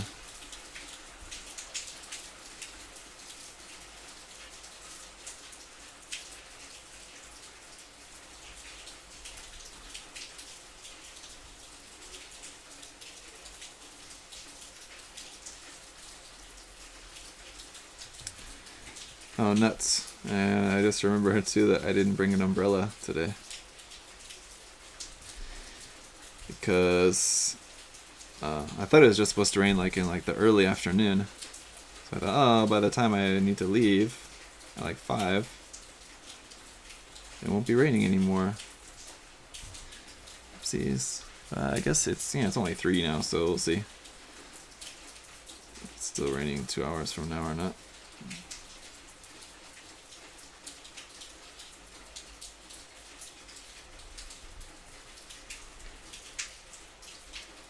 That's kind of good enough for that one. I won't mess around too much more with that.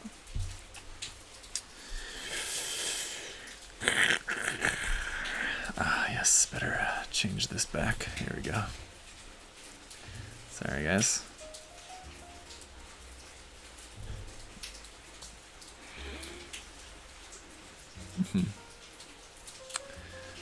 Lo-fi gunplay building with rain sound effect. Yes, exactly. But on this one, I think it's just kind of Fine, like that. I don't think I'm gonna do. Well, okay, I'll paint this a little bit right here.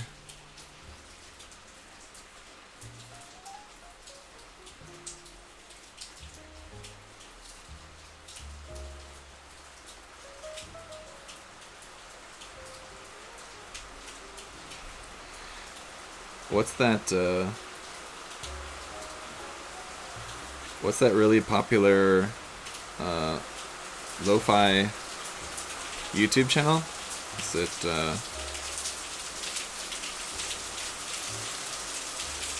dang. It's Sleeping Cow or something like that? What is it? Sleepy Cow? What is it? Something along those lines, isn't it? Chilled Cow, that's what I was thinking, yes. Chilled Cow, yeah. This can be chilled Gunpla. In this case, not Gunpla, but chilled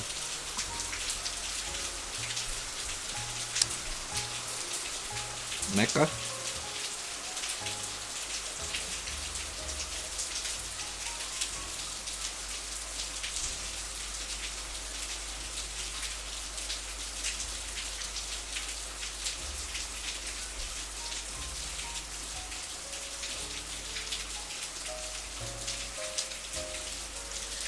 That's weird. There's some of this really. What is that? Oh, that's like a little bit of flash. Strangely, this like tiny little bit of flash on this part that I've not noticed this entire time until now.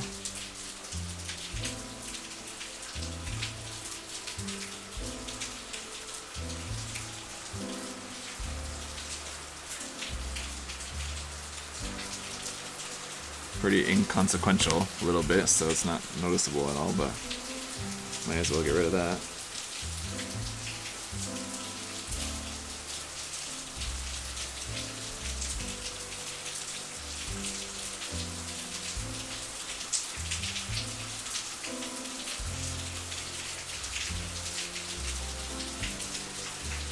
Then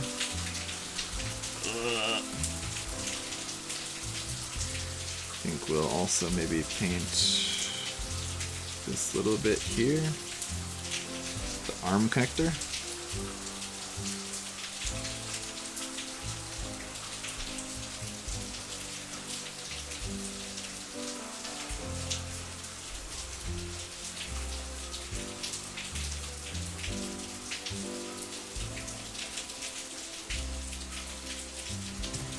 And what else? A lot of details on this section that like you could really go to town painting a lot of these details in, but again I'm trying to stay at least somewhat like within the realm of the Maschinen Krieger style, in which case you wouldn't really paint in a bunch of these details. You would highlight the details and like things like this like through weathering, but wouldn't necessarily do like a bunch of detailed painting again like we normally would with the Gunpla or whatever. So I'm trying to be tasteful with this,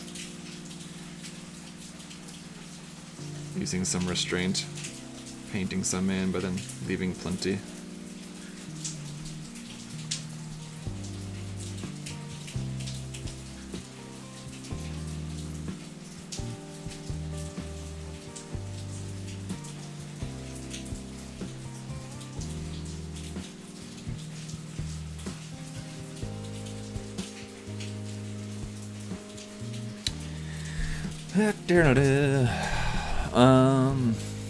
Hello, Godfinger. Are you the famous Godfinger? Or just someone else that also has the name Godfinger? Godfinger, the, I want to say Twitter, but I think he also has a YouTube channel, doesn't he? Don't you?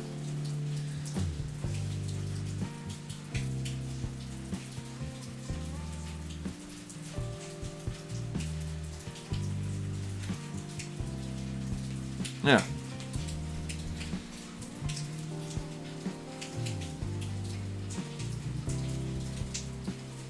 Yeah, you also have a YouTube channel, don't you? Yeah.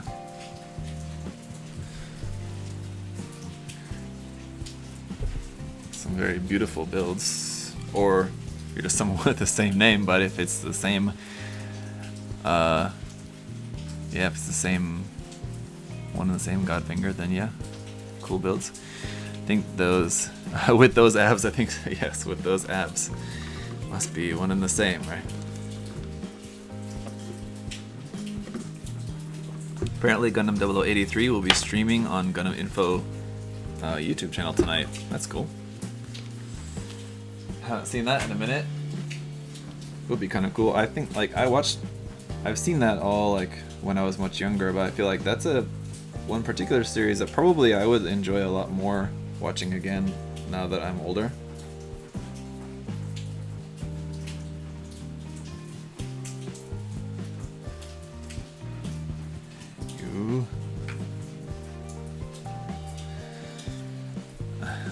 Be asleep during the 0083 premiere.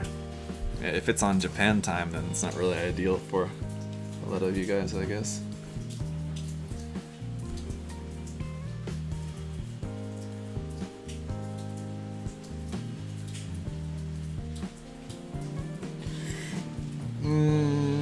Well, I'm just trying to see if there's anything else that I want to paint on this particular section, but nothing really jumping out at me, so I'm not going to force it. I'm just going to leave that alone. And I think that basically just kind of leaves the rest of the work still needed on this section here. But I did also want to paint these kind of like little dial dealies here on the back of here.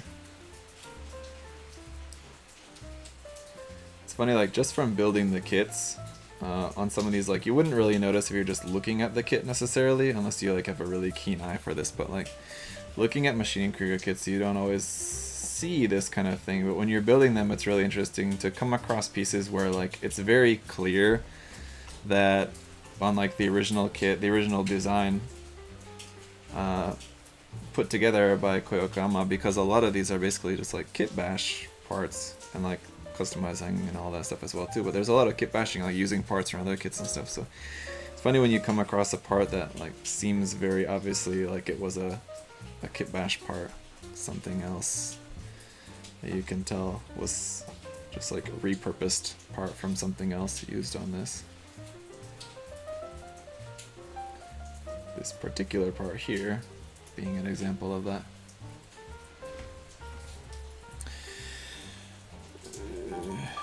Yeah, the rain in the background is a great vibe. I'll pass out. Yeah, an already kind of boring stream of just watching someone paint is probably made even more boring or even more sleep-inducing with the background rain noise, I'm sure.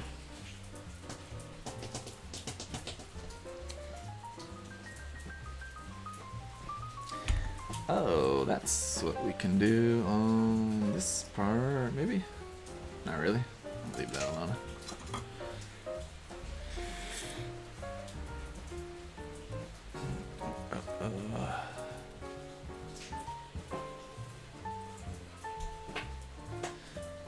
The series, Flames, let me say, the series is fantastic. The ending is still very Gundam.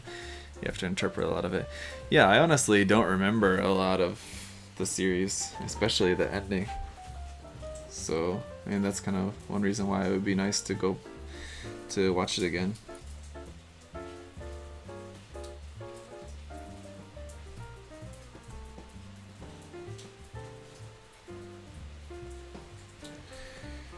Right. Dreading finishing the painting on these because it's so tedious, but just gotta bite the bullet. Just do it. Knock it out real fast. Not too fast, but fastish.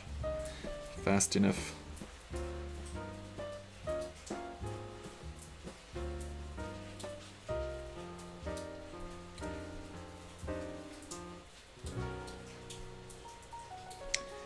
And again, I think I said this like early on, in maybe like the first stream working on this, but in case you missed that, one of the main reasons why I wanted to try to knock this kit out like in a pretty quick fashion was because the Camel kit just recently was released and I just got mine,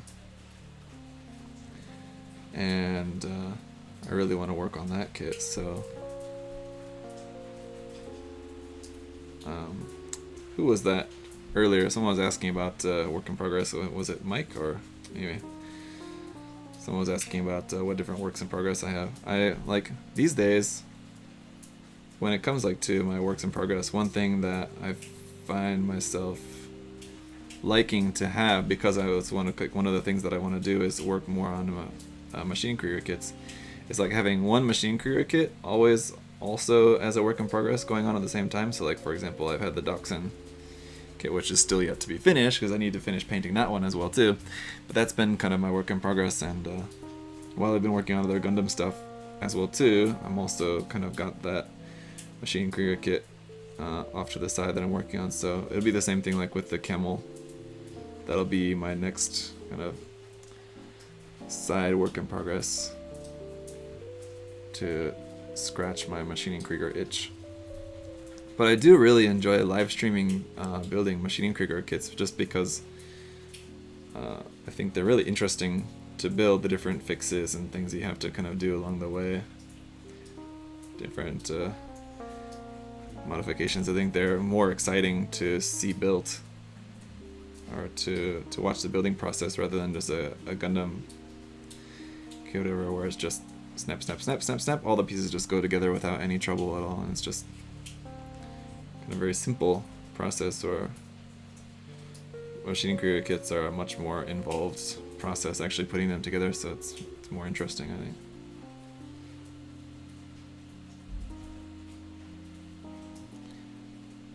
The trouble is, there's just not as much of a demand for watching. There's not as many people interested in watching that because people are not as big of a fan base, obviously. So a lot more people are gonna want to tune in to watch a live stream build of a Gundam, because especially here on my channel, that's what people expect to see. That's what people are used to seeing. So.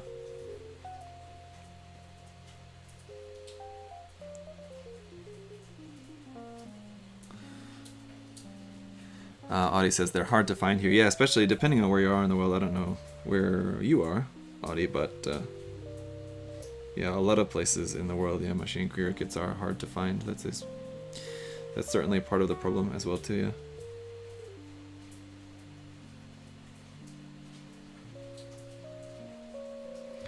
Even if you are interested, it's hard to actually get them.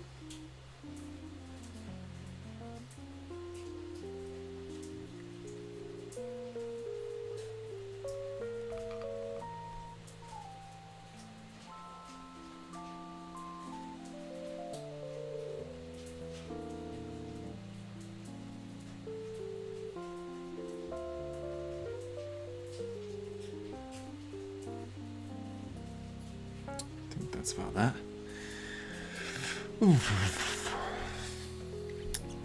Hey, any advice for the Mecha Musume category of the ROG contest? What's the ROG contest? I don't know what that is. Sorry.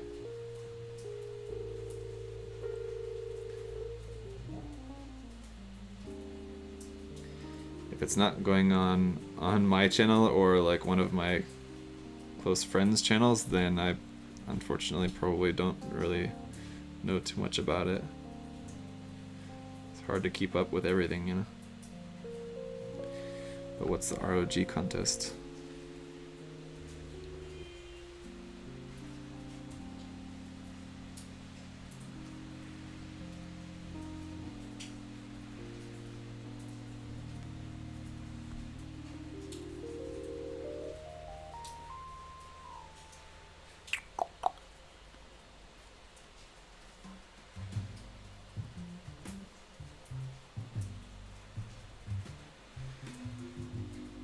Well,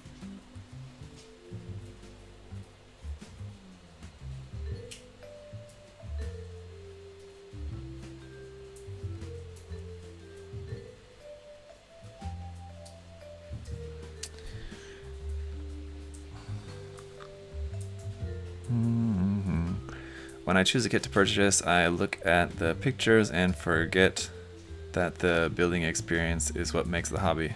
Yeah, totally.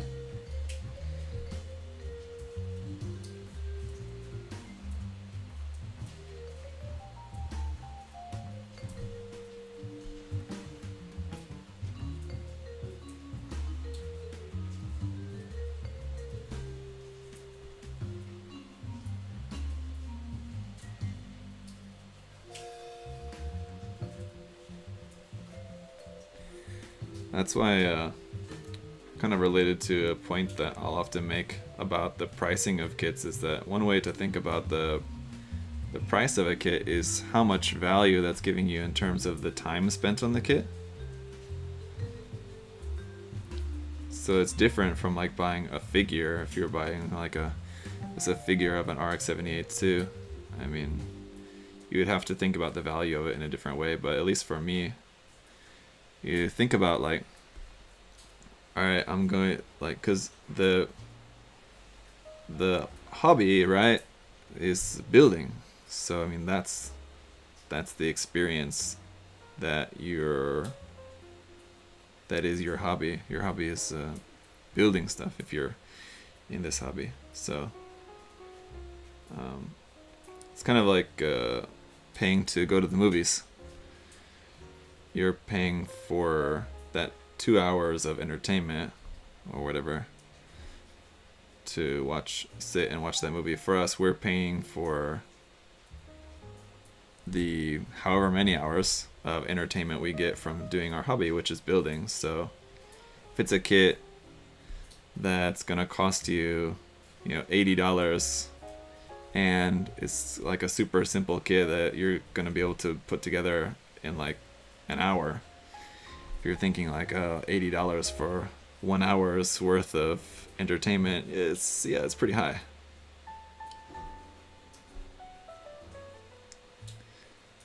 So it just kind of depends on how you're thinking about it. Oops.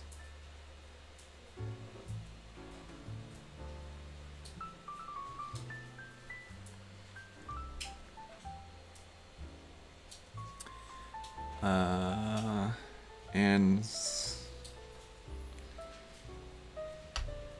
still not sure about that ROG contest. Sorry. That Maddie asked about on Twitch.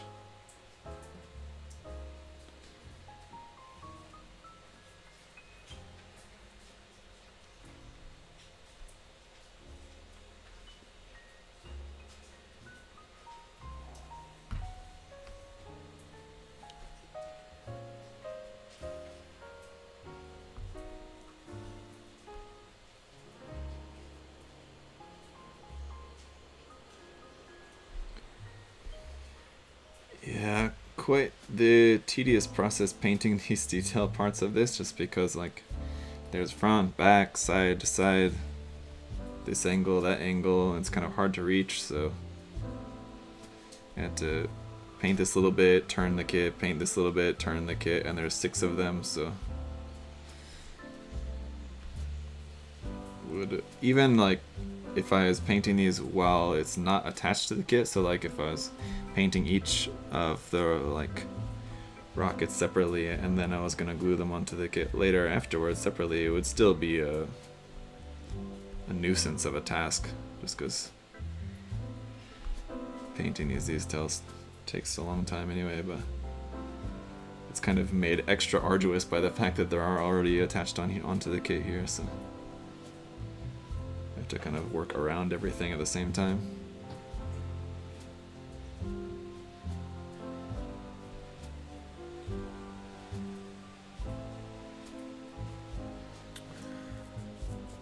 Pog contest? I don't know. He said ROG. I think, unless it was a typo.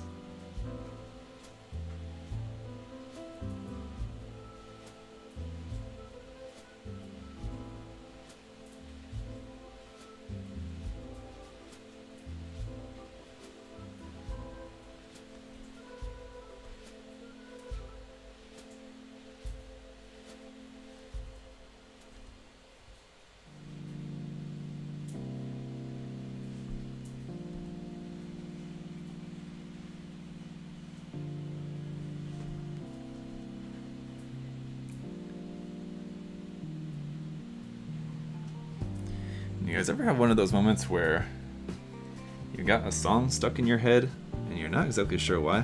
It's like usually if you listen to a song and then like later it'll be stuck in your head, but sometimes a song just pops into your head. It's not, you haven't listened to it necessarily recently, but just kind of appears out of nowhere.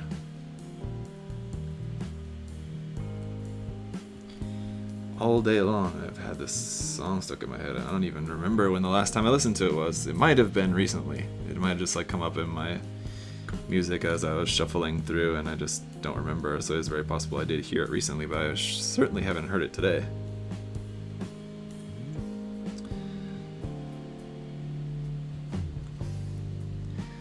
So it's not like bad, it's not a bad song, it's a song that I like. I'm just wondering, where did you come from?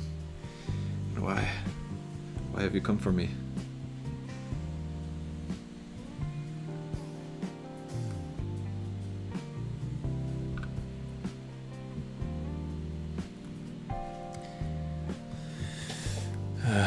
Yes. Do model kits actually come with instructions on how to paint it? Not necessarily instructions on how to paint it, but instructions on like what colors to paint it. Yeah, usually they'll have like a painting guide to tell you what colors are like the official colors for it. But, you know, of course you don't have to stick to that by any means.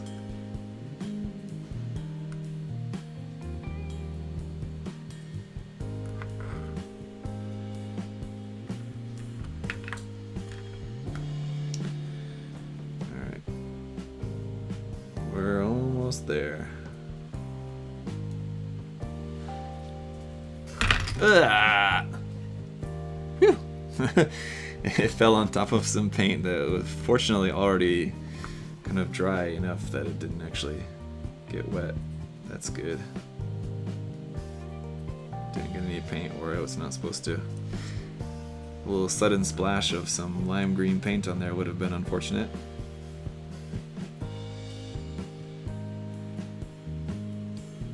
Oh, that's the other thing that I've not painted on here yet that I probably should do is a color band on it, and I think I want to do white.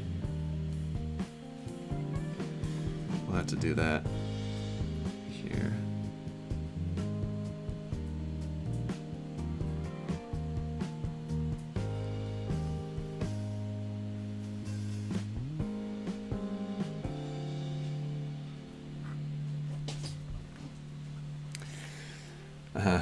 Rain is stuck in my head.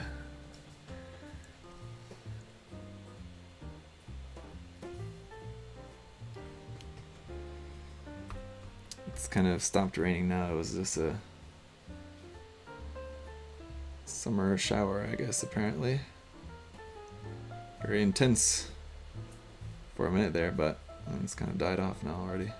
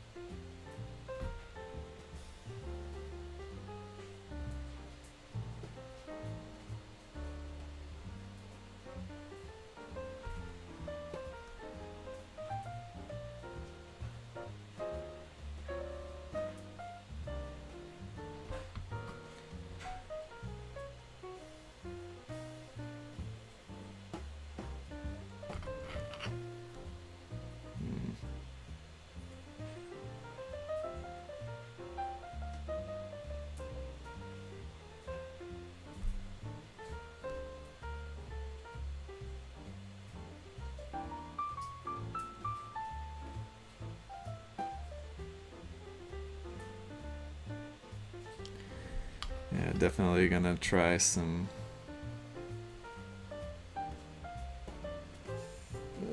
pretty dark weathering on this. I'm thinking. We'll see. Damn. Again, it's like every time I think, all right, that section's all painted, and I turn it. Oh wait, I forgot this angle of it. Every angle, there's more to paint.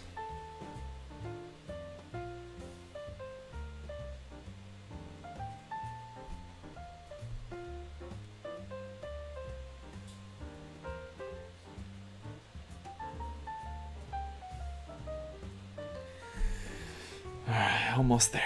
Hang in there. Whew.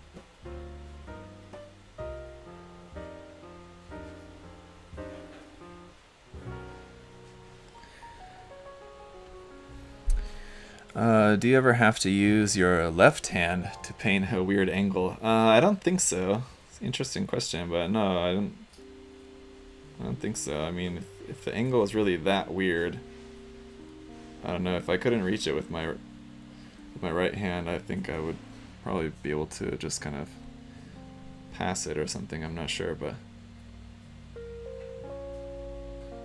no, I don't think I've ever had to really use my left hand.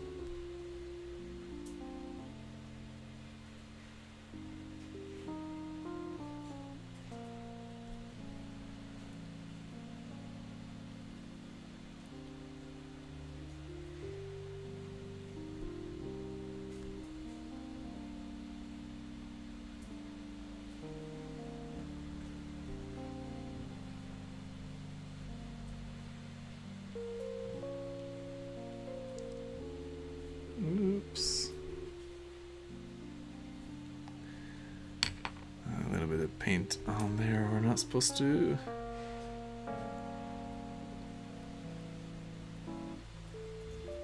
Get rid of that a little bit. And it's totally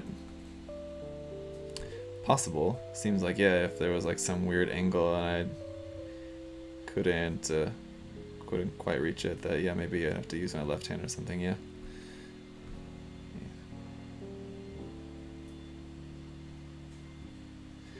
Not a ridiculous question by any means.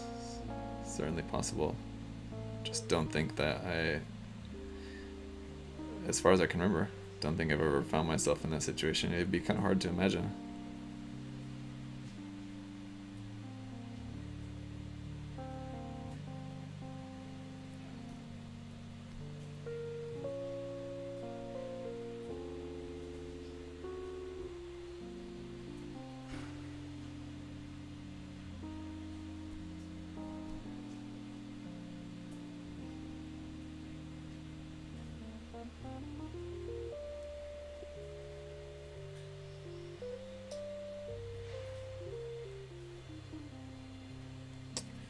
I think for now that's a wrap on this bit of painting there on those sections. Ah!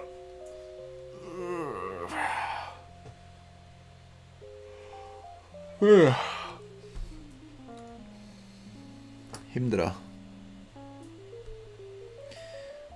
Paint these little dealies here as well too, and then I think we'll maybe call it a day on this particular color.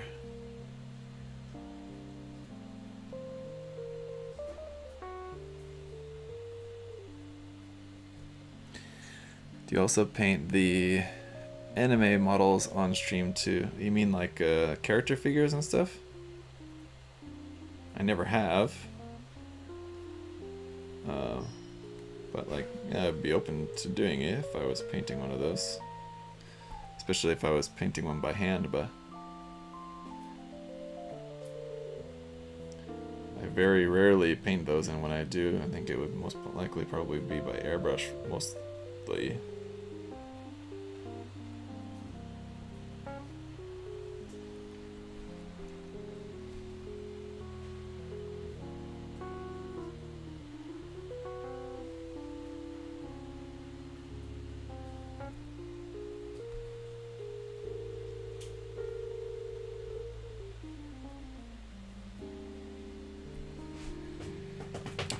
I think that's enough of that.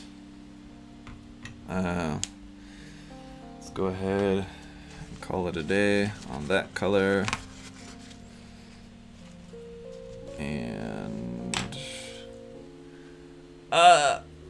where's the clear part? Over there. I grab that.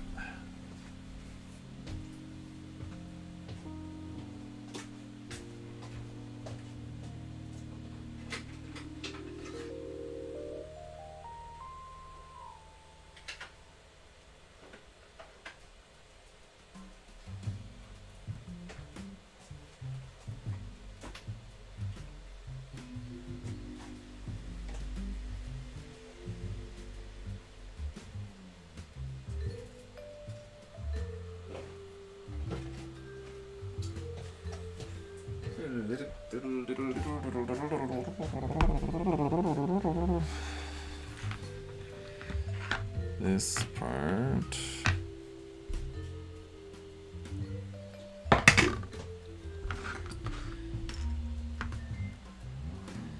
Yeah, I don't know if this is gonna work. Let's see. Let's try it. Okay.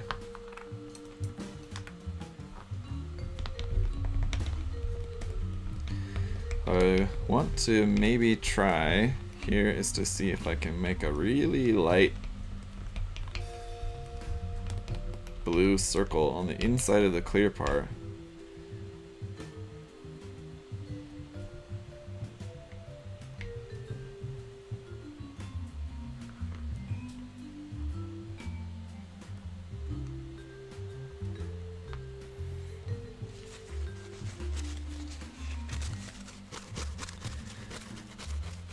We'll see how this is gonna work. So the idea is to make it pretty well thin and very delicately just touch it to the part, because on the back side of the clear part, I said there's like the injector pin marks. So there's like little circles kind of molded onto the inside of there, and I think if a little tiny bit of paint will just stay in there, it might look kind of cool. Sort of like basically what you're seeing is like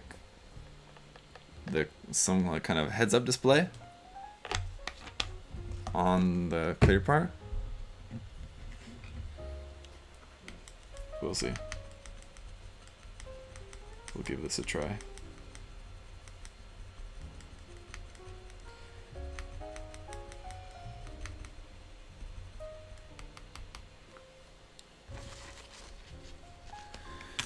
Need a toothpick.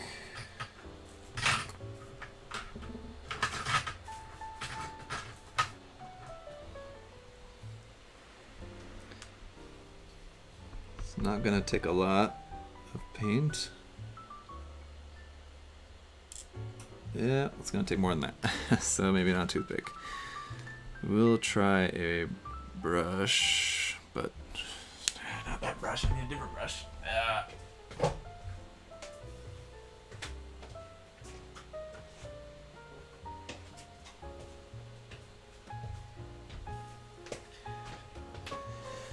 I got a little teeny tiny little brush.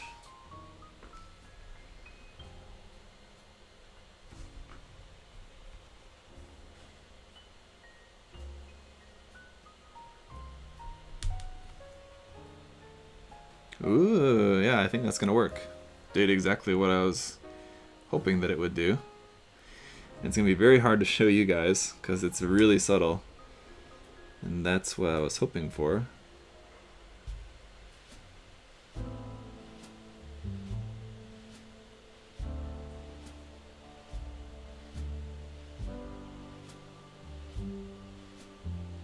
This one's not wanting to spread out to the edge. Come on, there you go.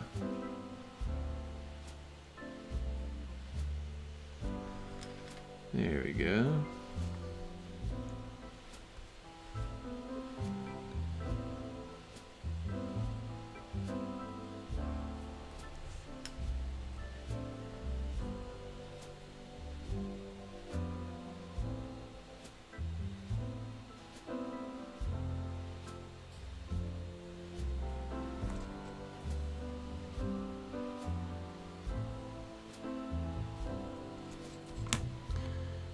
almost maybe even a little bit too much in that one.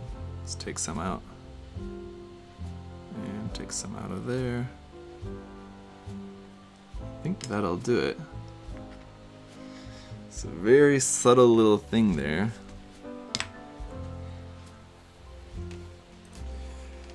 Let's give this a go.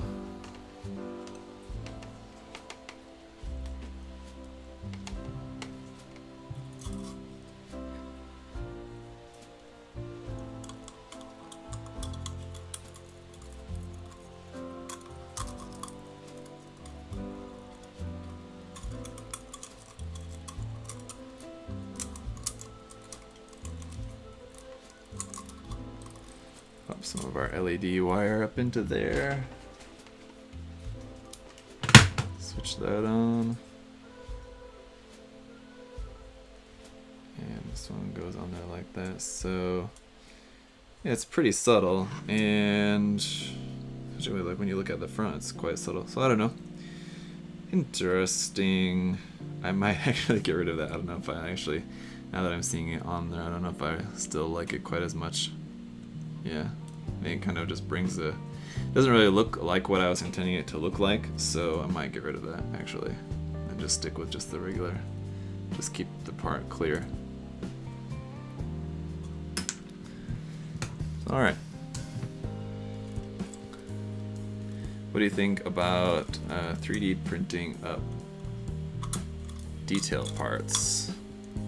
Yeah, go for it.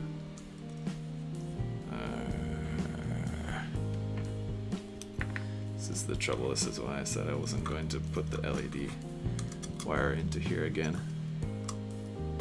It can be difficult to get it out if it gets twisted at all, but there we go.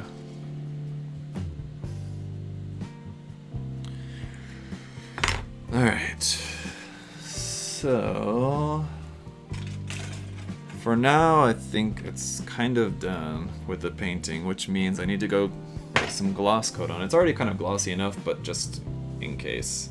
I'll put some gloss coat on this, and then I can work on the decals, and then we can work on everything else. So I think for today, for now, it's kind of done enough, as much as I want to do on it today, so I think that's gonna be about it.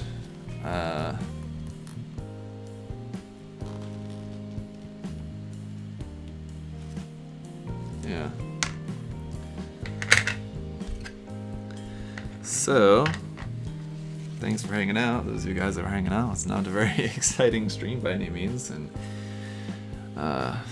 didn't really do a whole lot, but it's kind of in that stage where I just kind of, I wish I didn't have to spend another day refining the paint and doing all that, but gotta do what you gotta do, I guess. So that's it for today. I'll go get some gloss coat on these parts, and then we'll finish it up next week. Yeah. Alright guys, till then, I'm not sure if I'll do another live stream. I guess maybe we'll do another live stream, possibly. Going over like maybe some of the decal and other later work as well too. Maybe, do you guys want to see another live stream working on this, or should I just finish it and show you what it looks like? We'll see anyway. Either way, it'll be finished next week, one way or the other. But yeah, tune into the USA Gundam TV channel later on. It's 5 hours from now, 6 hours from now, 6 hours from now. USA Gundam TV channel.